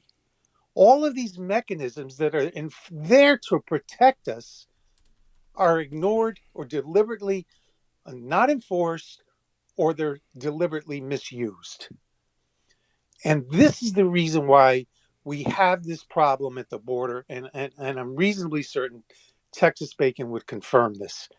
I'll land it there. Hey, real quick, I want to invite Scott Putflicker, who said that I'm an idiot yesterday, who's currently listening to the space. I want to invite you up here to debate me on the things that you believe that I'm an idiot about. In the comments, you're accusing me of doing a 180 of what I've said yesterday. Sir, now is your opportunity to come up here and prove what you're saying about me to be correct. So you'll be treated respectfully, even though you've insulted me already. If you want to come up here and debate your point, I've invited you to speak. Feel free to do so. Ah, that's great. Let's get him on. I will happily sit in the background and listen to that. I wanted to Snake and go ahead, Rob, and then over to Snake until this guy comes up. Yep, real quick. One by land. I think you said something very interesting at the end there, which is it's not a matter of reforming new policies. It's a matter of enforcing the ones on the book. This is true all throughout our government. Like, for example, with gun control, they always talk about, I'm against the laws, many of the laws that are on the books already, but they always talk about creating new laws. Now, I don't have the current figures in front of me. The last figures that I can remember, I believe, are from 2018. But the crime of someone that has committed a felony or committed some crime where you're no longer allowed to own guns, it is a felony to then knowingly attempt to purchase a gun.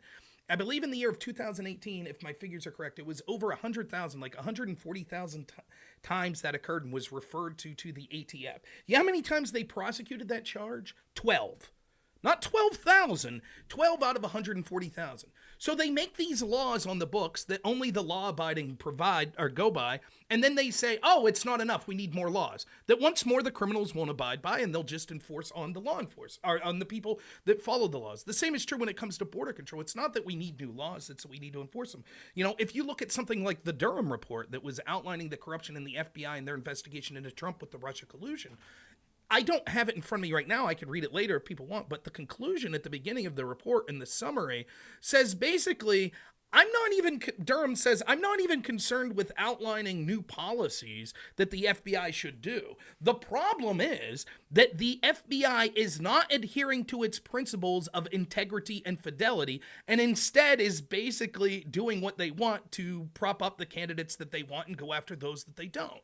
And that's so much of the problem in this country, is that these institutions are rife with people that believe the ends justify the means and that they're better than you and they know what's right, and it doesn't matter if they follow the rule book or not. That's what's happening at the border. That's what happened with Obama and the Dreamers and all of that stuff. You're absolutely right. There's a conundrum for police officers or border agents and things like that, where they're basically told with a wink and a nod, like, we don't want you enforcing the laws that are on the book. Look at that picture that went viral that was accused of that border agent that was whipping an illegal that was coming across. And yet when the full picture was put out there, nothing could be further from the truth. What do you think that does to the morality of ICE agents? What do you think it does when we have people like AOC saying ICE detainment facilities are no different than Auschwitz? Like, that's what goes on. It's not something that's expressly said. It's not like ICE agents are pulled into a room by Mayorkas and told, this is what you have to do. It's that the culture is infiltrated the entire leadership class in Washington. And so it's said with a wink and a nod, and everybody knows. All the FBI agents know, if we go after Hunter Biden and the Biden family, we're going to get outed. We're going to get punished. They know if we whistleblow to, say that crimes occurred against MAGA people or January 6 people or parents at school board meetings, they know that they will be exposed and that they will be punished for it. And so I totally agree. It's not. Rob, let me give you an anecdote. I worked in an FBI task force for a period of time. It is the most parochial organization that I ever encountered in law enforcement. I worked in a state police task force also, and in the largest department in my state. So I have a breadth of experience. The main objective with the FBI is to protect the brand. And the field offices are run by a SAC and an ASAC. And there's strict adherence to the 7th floor in Washington. And you could go out to have a couple of beers with these guys and you could see the PTSD. Mm-hmm. They couldn't unwind. That's how bad it is. And some guys would go out of their way and hide so that they weren't committing overt acts. And as we learned with Trump's debacle, some guys are willing to subjugate and violate civil rights. And until we remove that power that you've been talking about this morning, nothing will change. We have to break that cycle. Yeah, that's my central issue. I am basically a single issue voter on that one thing. Me and you, Byland, could have the most incredible debate ever on what we should do with healthcare policy. I could think it should be totally privatized. You could think that maybe the government should set up, some sort of, funds for people, et cetera, and we could have this incredible debate. But if the people that are running the show don't care about us, if they're not going to follow the system that our founding fathers outlined, if they're just going to do what they want, and everyone that works, the people on the ground at these institutions, the bureaucrats, etc., are in a culture of fear where they're afraid to step out of line, then none of our disagreement really matters. You better just hope the people that are really calling the shots agree. To me, it was a seminal moment in this country when the opposition, who had no reason to like Donald Trump, Chuck Schumer, announced on national television that Trump was making a mistake criticizing the FBI because they would find 6 ways of Sunday of getting back at him. That should have been a wake-up call for this entire country. What do you mean that the most powerful duly elected leader in the world has to be fearful of bureaucrats that operate underneath him? Because they will use their power and exert their power to take him down, which they did. There was an actual insurrection, there was actual sedition, and it was from these bureaucratic agencies in our intel departments like the FBI that actually used their power to subvert the will of the people by stymieing Trump's administration and probably helping cost the Republicans the 2018 and 2020 election. We live in a society where you don't need people marching on Washington to change votes or to steal elections or to have an insurrection. What's more effective than any of that is to utilize our institutions, whether it be governmental, such as the FBI, or whether it be our institutions that affect us culturally, like mainstream media or social media and places like that. When they collude to put their thumb on the scale and to lie and obfuscate and censor and use things like manipulation of algorithms to determine what people think, the truth is the average person isn't the type of person that's going to be listening to you spaces like this. They're a person that's going to get their information from social media or from, the nightly news or the New York Times, or maybe they want an escape from that. So they go to, entertainment. They turn on Stephen Colbert or any of the late night comedians, or they go watch a movie. All of those institutions are now pushing in one direction. And I'm not saying that it's just about hating Trump. That's not what I'm saying at all. It's about hating what allegedly Trump stood for, which was a populist movement of people saying the current Washington structure is not working for us. The current Hollywood, the current media, the current social media structure is antithetical to the things that we believe. And all of those institutions are colluding. So when people talk to me about unwillingness to accept the outcome of the 2020 election, what I retort with is what happened on January 6th didn't affect the Biden administration in that it stymied their agenda. In fact, it emboldened it. It gave Biden even more political capital to do whatever he wanted. But what happened with Trump in 2016 with the weaponization of the FBI, the media, the entertainment industry, social media, et cetera, et cetera, et cetera, against Trump, against populist candidates, even against people like DeSantis that we're currently seeing now, and benefiting people like Hillary or Obama or Biden, et cetera, that has the ability to move the needle. And no matter how articulate we are, if we can't get our message out there because all of the institutions that we use to communicate with our fellow Americans are controlled by people that are intentionally shadow banning us or demonetizing us or, calling us terrorists and poisoning the well and things like that, then in perpetuity, this corruption will continue. What I said immediately after the 2020 election was this. You go back and watch all the videos I did. I didn't talk about voting machine switching. I didn't say any of that. I said maybe it happened, maybe it didn't. But my question is, what if it didn't? What if a doddering old man who basically was campaigning from his basement was drug across the finish line through a collusion of our intel agencies, our establishment politicians, our legacy media, and our social media companies and corporations? What if they could pick and choose winners in perpetuity? What does that mean for people like me and you? Let me interrupt you because this is a perfect point. I don't pay attention to the voting machines and all that other nonsense. Trump lost because the FBI manipulated the laptop, and it's been affirmed as low as a 10% shift of voter change had the populists known about the Biden corruption. And the FBI has become not investigators but arbiters of what the truth is. And this is why we found out that field offices have shut down investigations. The FBI has way too much power. Those decisions should be made by the ASUAs and not FBI agents or even SACs or ASACs in FBI offices. They're there to collect the facts. They're not there to run political operatives. And that's what happened. And then, of course, signing the CARES Act didn't help. But the bottom line is I firmly believe Trump would have won had it not been for that laptop suppression. I mean, just to talk real quick, there is a professor named Robert Epstein that testified that Google itself, through manipulation of its algorithm, which you have to understand, Google's parent company, Alphabet, they control YouTube, they control Google. Through manipulation of their algorithm, he said that it was able to sway as many as 16 million votes. 16 million. We're talking about elections that are decided by, let's be honest, the Q people that say, Trump got 80% of the vote, they're full of shit. It's obviously stupid. National elections in this country, even for vastly unpopular presidents in either party, they're going to be 48% to 52. You're not going to see numbers where, one candidate gets 70%. It's just not going to happen in this divided country. It's not going to happen. But when we're talking about a nation that's decided on the margins, right? National votes decided by 100,000 votes or so. When Google is being manipulated to where it's going to be preferential to one party, or when Zuckerberg's putting so much money into elections, encouraging outpouring of votes that's to one party, or when we have massive changing in the way we vote, and we have ballot harvesting that, and I couldn't agree with you more, Byland, I've heard you talk about this, Trump telling people not to vote by mail, they're still doing it. Trump people are still doing it. This is absolutely ridiculous. They're going to continue to lose. The Republicans will continue to lose. The game has changed. Ballot harvesting is now legal in states like mine of Pennsylvania because Republicans didn't listen to people like me.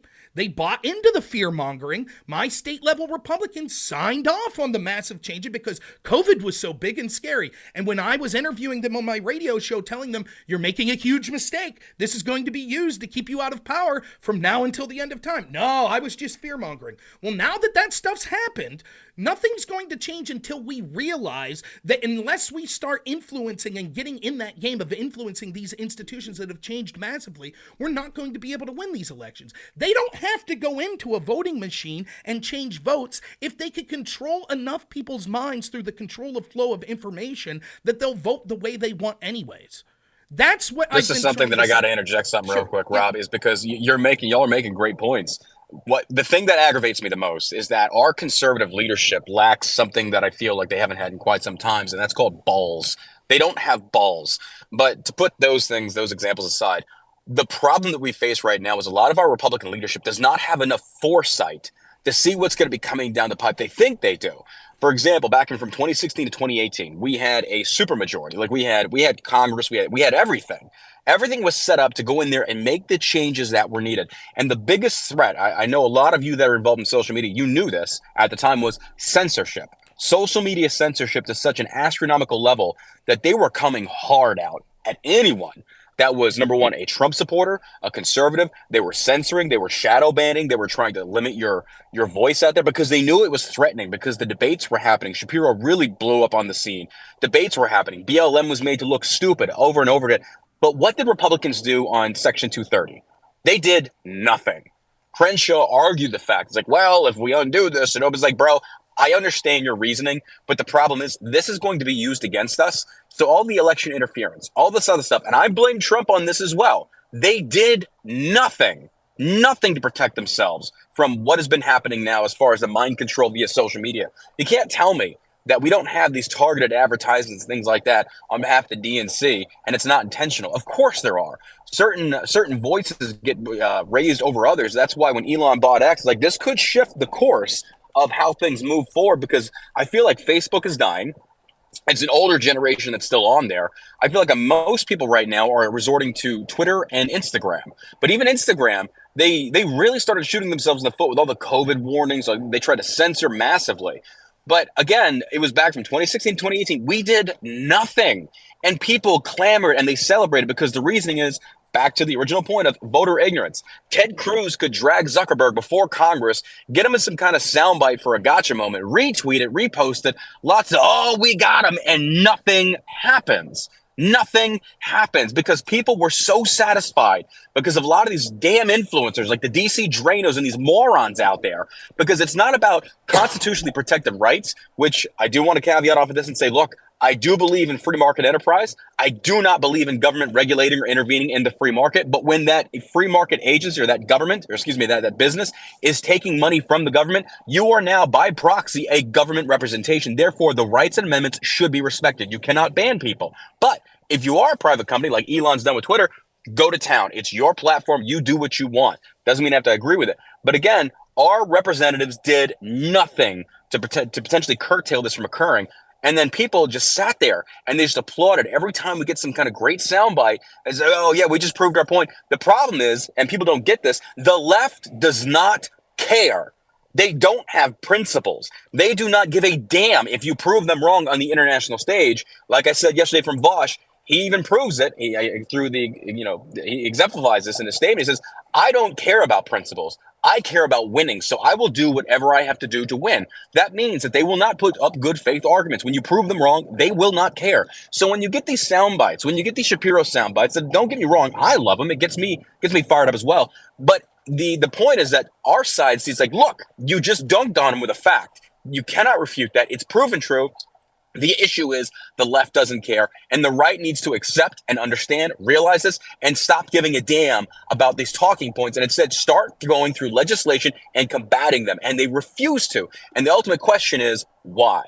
Why don't they do this? Go ahead, Rob. Man, it just gets me fired up because this is the thing that I think is the sole most important thing. I feel that we as conservatives are so used to losing, or populist conservatives are so used to losing, that we take little moral victories as somehow that they matter in the real world. They don't. They don't matter at all. It doesn't matter that we can sit around. I can't tell you the number of times I was called a conspiracy theorist for pushing back on the Trump-Russia collusion hoax or the Biden laptop story or any of these other stories that we were told was a lie and COVID stories. The lab leak. I was told, oh, you're a conspiracy theory liar. And then it turned out I was right. And so what? So what? I get to say I was right? What does that do to change my life or my neighbor's life or anyone's listening's life? Nothing. Because there is never any consequence. To me, the moment that epitomized the loser culture, that how conservatives, Republicans, populists, whatever combination of that group, how much we're used to losing was when Roger Stone, I believe it was Roger Stone, was found guilty, and this judge was throwing the book at him, and they were like recommending 7-8 years or something like that. And Bill Barr stepped in. He came waddling in and he said, no, only 2 years or only 1 year.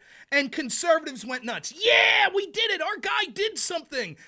They basically had a reasonable sentence as opposed to the egregious sentence that was put on Roger Stone, who, by the way, shouldn't have been found guilty for what he was in the first place. But nonetheless, that was a big celebratory effort. Meanwhile, almost at the exact same time, you know how much time Bill Barr recommended for Andrew McCabe, who committed the same crime, provably, which was lying to investigators? You know how much time Bill Barr recommended for him? 0 years. He recommended not even filing charges, even though a grand jury said that they should file charges against Andy McCabe. Bill Barr said, nah, I don't want to do that. That epitomizes the average Republican constituent at this point. We'll accept moral victories. The left is in it to win it. They don't give a shit.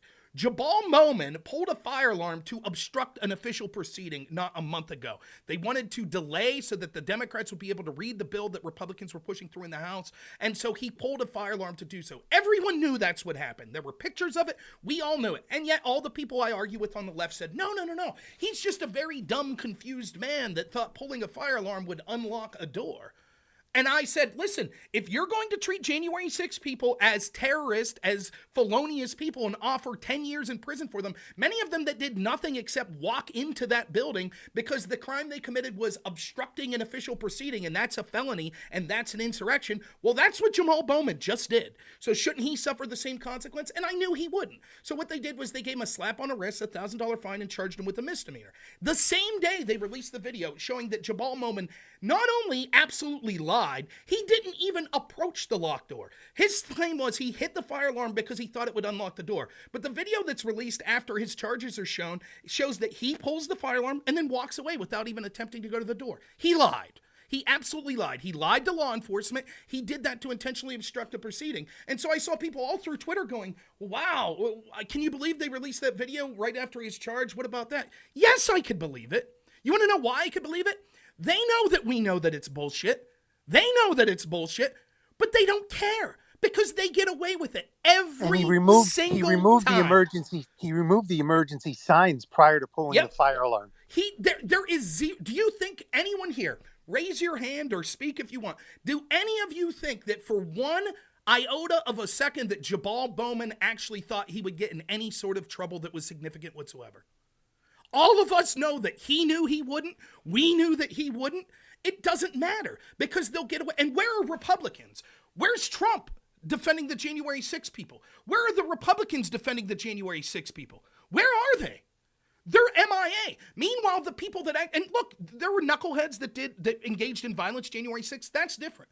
But the thousands of people whose lives were ruined that didn't engage in any violence, and looking at the double standard that this happened at a time when basically all of these institutions that are calling them terrorist and insurrection turned a blind eye to violent left-wing communists burning down city after city in this country. Hey, Rob. Yeah. Rob, I'm so sorry to interrupt you. You're making some great points. I have to run, and so I want to make my point really quick. Sure, go for it. Rewinding back to something. No.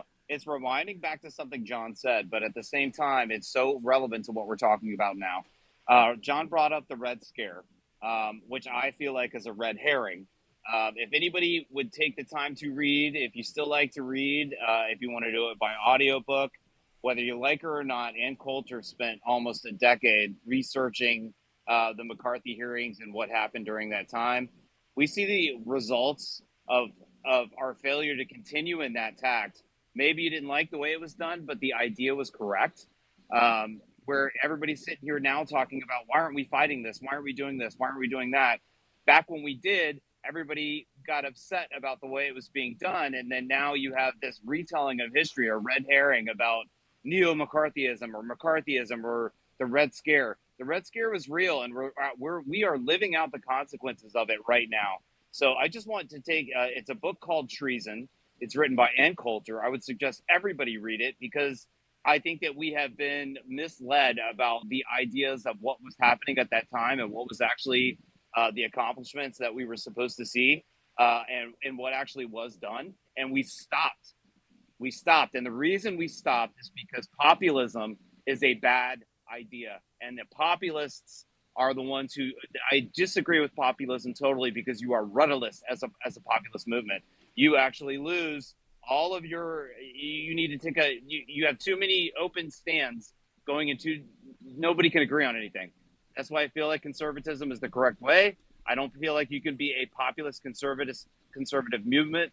I think populism, the idea, the word, needs to be completely removed from republicanism, and we need to go back to being constitutional conservatives. So anyway, I want to say all that. I'm probably going to set a bunch of people off, and that's fine. I see Isaac thumbing down. He'll get over it. You guys, Let's let's go ahead and bring Isaac. I want to get some fresh voices in here. Isaac, go ahead, sir. So you disagree? Hit the speaker button instead of the thumb. There you go. I got it. I'm sorry about that. Yeah. My thing with it is that populists, that is the movement right now. We the people. You know why? Because there's no politician out here that gives a damn about you, gives a damn about me, gives a damn about this space we're talking into right now. Now, there is a very few percentage of them, congressmen, state reps. I'm aware that you guys might be from other states. I am from Texas myself. And these politicians have forgotten who their bosses are. And I think we're getting into dangerous territory where you have these super PACs that are the masters of these politicians because of the system that is allowed to continue the way it is with the donations. Now, I get you. I consider myself a conservative person. But the thing is that even with conservatives, we've seen in the past or in recent history that conservatives can, turn a blind eye to their conservatism and go to the other side of the aisle. And I say that strongly because I have a congressman. Good populist. Yes. Well, he's there with conservative. Yeah. I see what you mean. Anybody can turn right, turn left. But the thing is, so where do we set? What kind of movement are you going to do? Now, you're trying to remove... Sir, Trump is a populist. He's the leader of a populist party, and he turns his back on every issue he says he cares about and then takes on issues that nobody cares about. So I'm not getting your point. And I agree to you because everybody has that super PAC over their head. That's what's turning them into that. That's what's swaying them. Is that not the connection that you can make? It's the I think we need a William F. Buckley conservative party again. I don't think that we need anything like what we've got. Populism is a failed idea, and it's liberal in nature. It leads to socialism, and it's nonsense. I couldn't disagree more. I disagree. Yeah, I disagree. Populism is based on the idea that basically the people are inherently good and the elites are inherently bad, and it puts them in a position to constantly be in that where they're fighting the elite.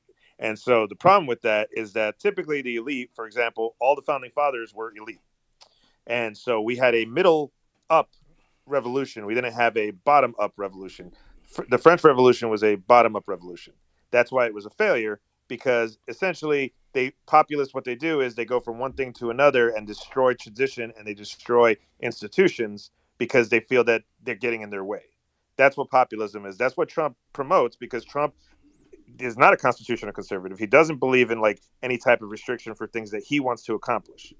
So if you take the opposite view of it, conservative and constitutional conservatism, you get people like DeSantis, where, for example, and I use this issue because it was funny to me to read it as soon as he did it, the executive order where he put the executive order out to send money and funding and the planes to go get the people in Israel. Now, you could say that would be a populist movement where he's using his power to send basically fund this. But what he did in his executive order was he went straight to his state constitution, where it authorizes him to use the emergency powers. He went to the legislation that gave him the emergency powers and states why he's doing it. He justified the use of it through the principles that he believes in, which is the state constitution and the federal constitution. He's also not violating the federal constitution because he's not, directly providing like an international scheme so much. He's just trying to get people out of there, and he justified it based off of the fact that yes, there are Floridians there, and if there's other people there, we'll get them too.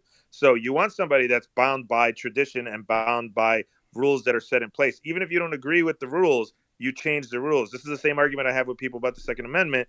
When they don't like the Second Amendment and they don't think it gives you the right, it totally gives you the right to, the federal government cannot, not gives you the right, sorry. The federal government cannot infringe on your right to bear arms. That's what it says. If you don't like it, you pass the Constitutional Amendment. Otherwise, you have no argument. And so you stay within those confines. Populism throws all of that out the window.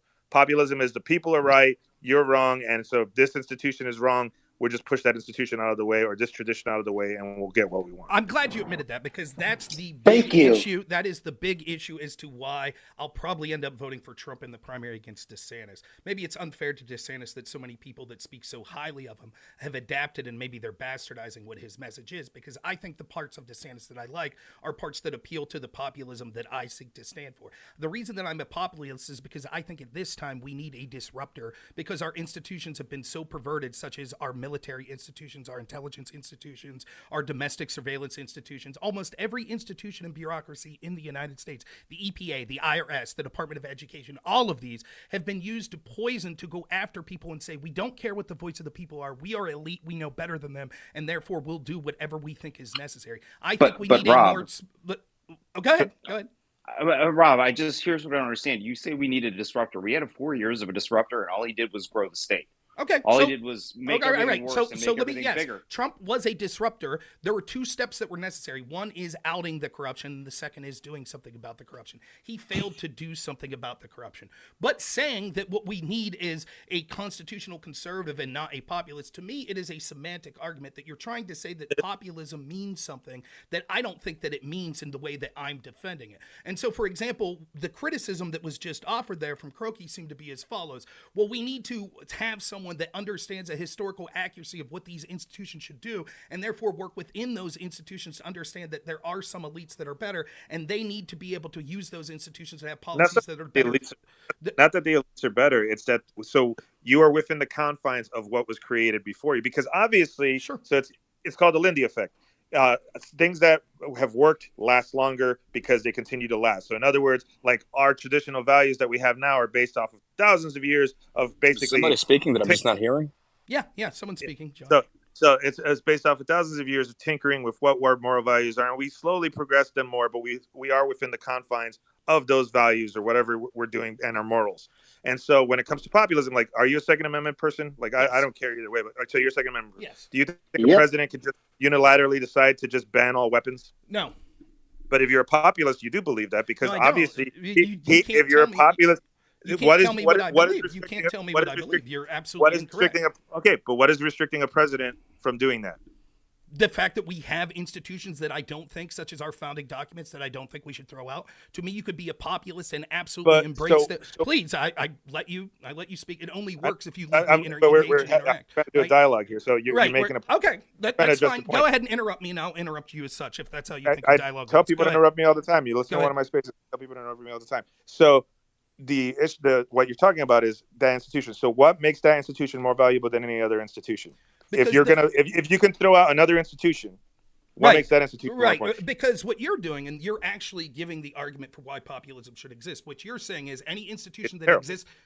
Thank you. I understand the need to interrupt when you're on the losing side of an argument. So please keep doing it. What you're saying is that any institution that exists today clearly must continue in perpetuity, because if we were to get rid of that institution, it would justify getting rid of our foundational documents. I don't think that there is anywhere in the Constitution, for example, that says that we need an FBI that could target people that vote politically the way that the people in positions of power don't want. I don't remember the Constitution talking about the EPA.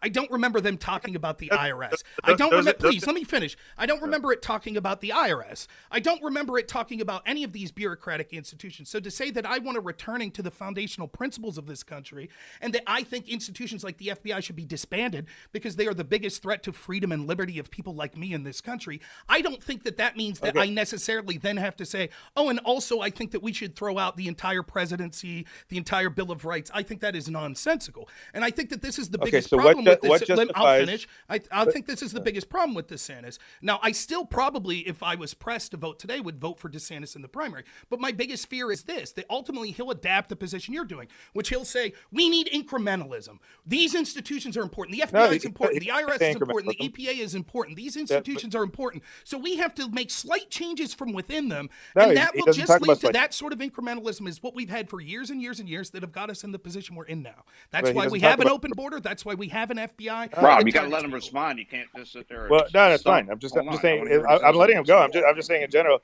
So, like, hey, come on. He asked to let him talk. Let him talk. So what's the? He's been talking. He's repeating himself at this point. I just want All right, I'm going to push pause on this for just a second, folks. I know everybody's getting heated. I'm not even sure I'm who's not. talking. I'm I just. can't hear who's Rob's responding to, but if we get into this habit of talking over each other, no, let's have a good faith debate here. Who's speaking before Rob? It's Croaky. You just can't hear him. I think you'd have to drop down and come back up for you to hear him. Croaky, can you do that for me, please? I can't even hear you, my man. Can you drop back down? Real quick, I want to make mention that Croaky, Rob, you two probably agree on a lot of stuff. Croaky is a good faith debater as well. So just keep that in mind. Let me get Croaky back up here so we can. I couldn't hear him. Croaky, can you talk now? Yeah, can you hear me? Yeah, I got you loud. All right, please continue. So the point, first of all, DeSantis is not an incrementalist person. He's talking about removing 50% of like the federal government in general. But he's talking about doing it through constitutional means. So what I'm saying about it, so like you talk about the Second Amendment and how it's justified because, we've had it for so long. The thing is that with populism, it doesn't matter how long something's existed. Populism is the will of the people overrides whatever is existing now. So, for example, what justification is there for the IRS that isn't for the Second Amendment? The justification is this: you are misrepresenting and labeling populism to a definition that you see. I'm not. I'm literally stating what populism is. That is that's what populism is. Look it up. That to me, populism means that the will of the people. Okay, that's your personal definition. Right, and your personal definition is not. That's not my personal definition. That's literally the definition of populism. I completely disagree, and I think that it is illustrative of what you're suggesting. Let me just ask you point blank: is Ron DeSantis going to get rid of the FBI? Ron DeSantis' plan is to reduce the size of the FBI. I'll ask again. Is Ron DeSantis going to get rid of the FBI? Ron DeSantis' plan is to reduce the size of the FBI. So that's a no. That's a no. Is Donald Trump going to get rid of the FBI? Probably not, and that's to his great shame. Okay, and what did Donald Trump do with the FBI while he was president? Right. So what you're suggesting what did he do? What did he do with the FBI while he was president? I'll answer, but you have to give me a chance to respond, right? Yes, okay, you're right. Donald Trump did terrible, as anyone who listens to me will say that I said it over and over again, as I said yesterday, as I've said on this space again. He failed. That doesn't mean that the populist position of getting rid of the FBI is anti-constitutionalist. And the fact that you're saying that, populism would mean that if you advocate for things like getting rid of the FBI, it would be against the Constitution, which means you wouldn't be defending any of the Bill of Rights or anything like that. I'm saying that regardless of the semantic argument you want to say, you are advocating for incrementalism. It is semantic because I'm telling you it's not. It is semantics semantic. Is literally the basis of the word. Semantics is you redefining the word populism. No, semantics is you saying because if you look up the word populism and literally the way I said it is how what it's is your defined. Political position? Go ahead. What would you call yourself as your political I'm a Burkean conservative. You're a Burkean conservative. Okay, yes. so if I look up, that means you wouldn't disagree with anything that anyone that was involved in Burkean conservatism would have ever said. That I would be able to look up that definition and know exactly what you and every other Burkean conservative would believe at all times, always, correct? Yeah. Okay, I think you're full of shit. No, I mean, I don't know. Hold on. We're going to push pause on this real quick. Rob and Croak, I think you'll need to have a sidebar discussion on this one because we're going to get hung up on the semantics of definition of populism, two different interpretations of it. I get it. I understand it. But let's push pause on this. I want to go over to Mrs. Positive. She's had her hand up for a while. Go ahead. Oh, there you go. You unmuted me. Good morning. I have a question. What is your agenda here? Because on the bubble, you're able to post in the bubble what achievement you want to make. And both of y'all make great points. And I'm reaching out and working as a precinct chairman in my state, which is Texas. And all y'all are doing is talking about the Constitution, but you're not exercising your civic duty. And you're complaining about what DeSantis is going to do, what President Trump's going to do. It isn't done without we the people. We the people, according to the Constitution, is you exercising your civic duty. It was removed from the educational system in 1954. Thank God for my mom and dad who've been in the military in and out with 7 kids, exercised our civic duty and being involved in the election process. With deep state, for over 60, 70 years, not one president in 4-year term could do what you're saying President Trump didn't do. So that's ridiculous. But what I'm going to achieve right here, I'm going to ask every one of you, while you're arguing all day long or all this morning, which one of you is a captain, a chairman, a delegate, met with your monthly judge of your county, met with your sheriff's department, met with your fire department in your precinct? Have you met with the election judges and the commissioners who decide how your voting machines are going to be run. Because it's we, the people, is you and me. And your kids should be learning this.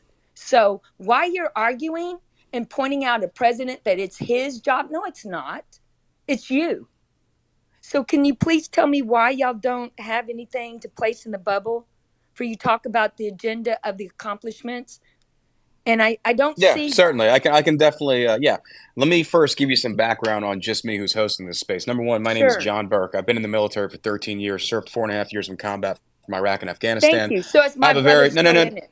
That's Yeah. great, but that's not what I'm Thank you. talking about. What I'm trying to make the point of is that I also have a podcast that has almost 1 million downloads. Gets about 250,000 downloads a month.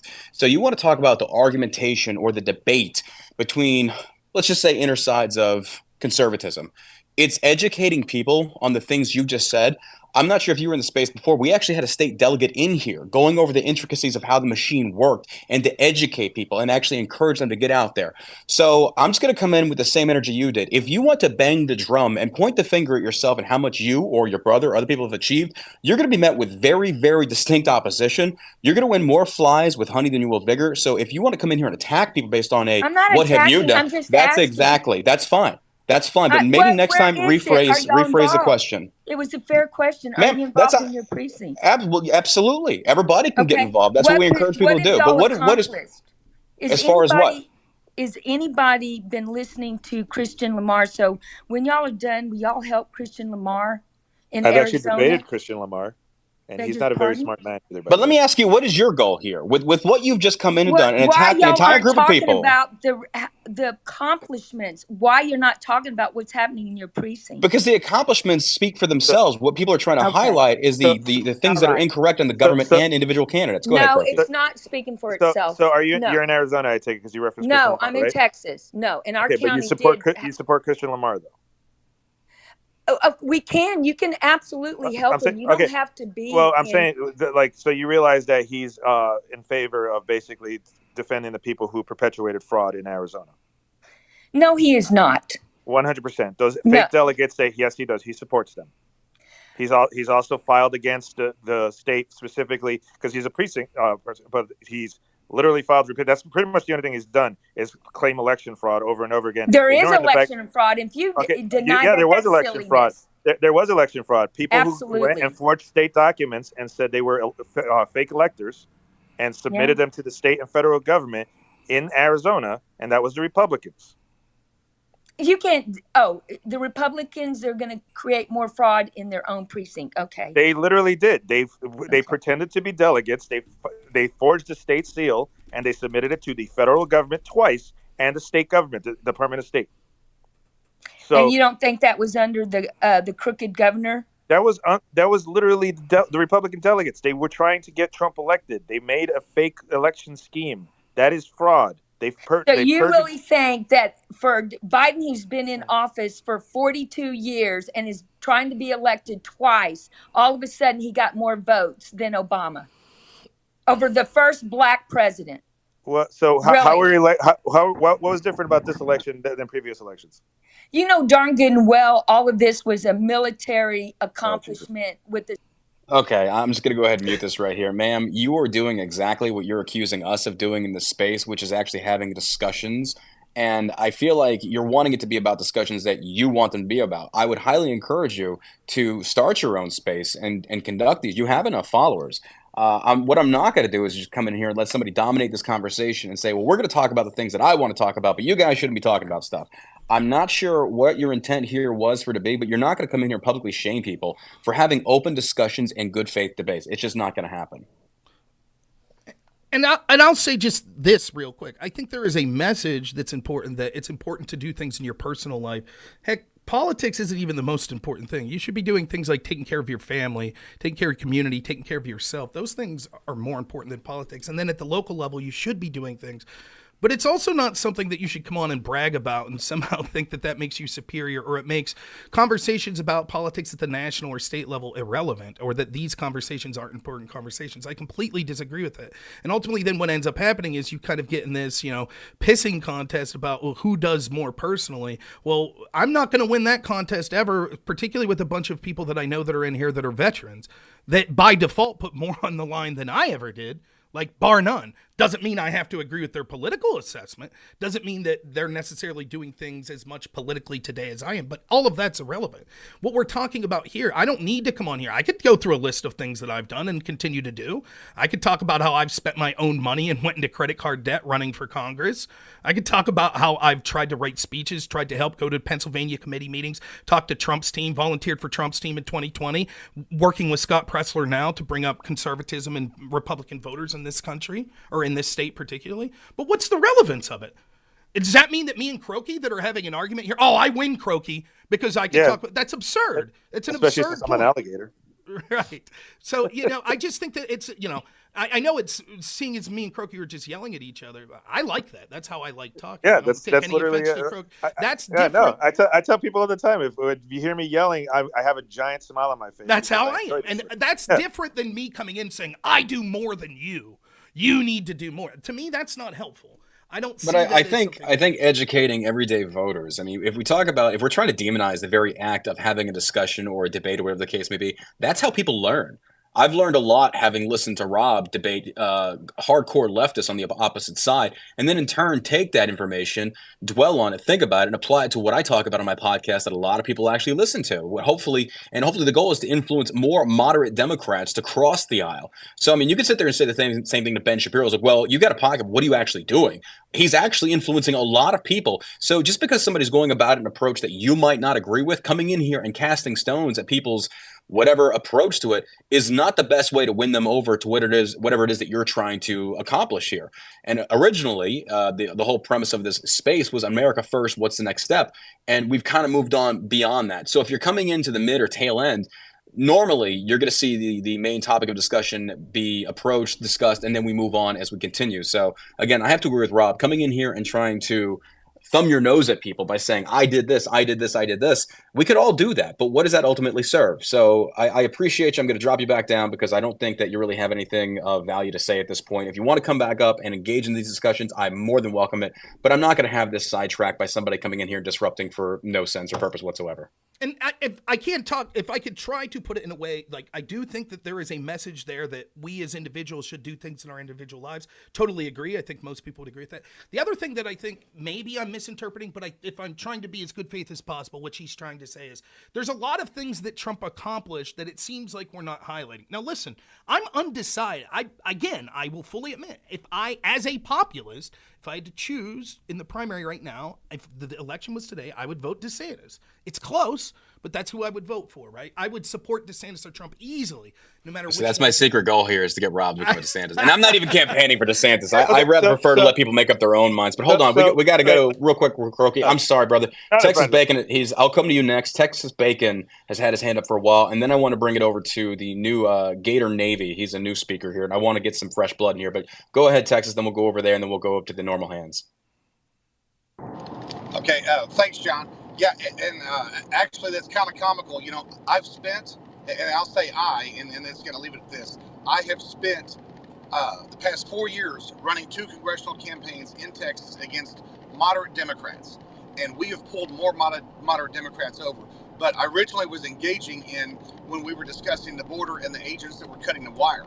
We physically, and of course the exacerbation of the federal government, we physically have felony state laws that I personally have filed in Maverick County in Eagle Pass, Texas, taking it all the way up to the Texas AG. Nobody wants to prosecute the protection of the American people. Nobody wants to adjudicate any of that. They want semantics is what, whenever I say that, I mean the government's.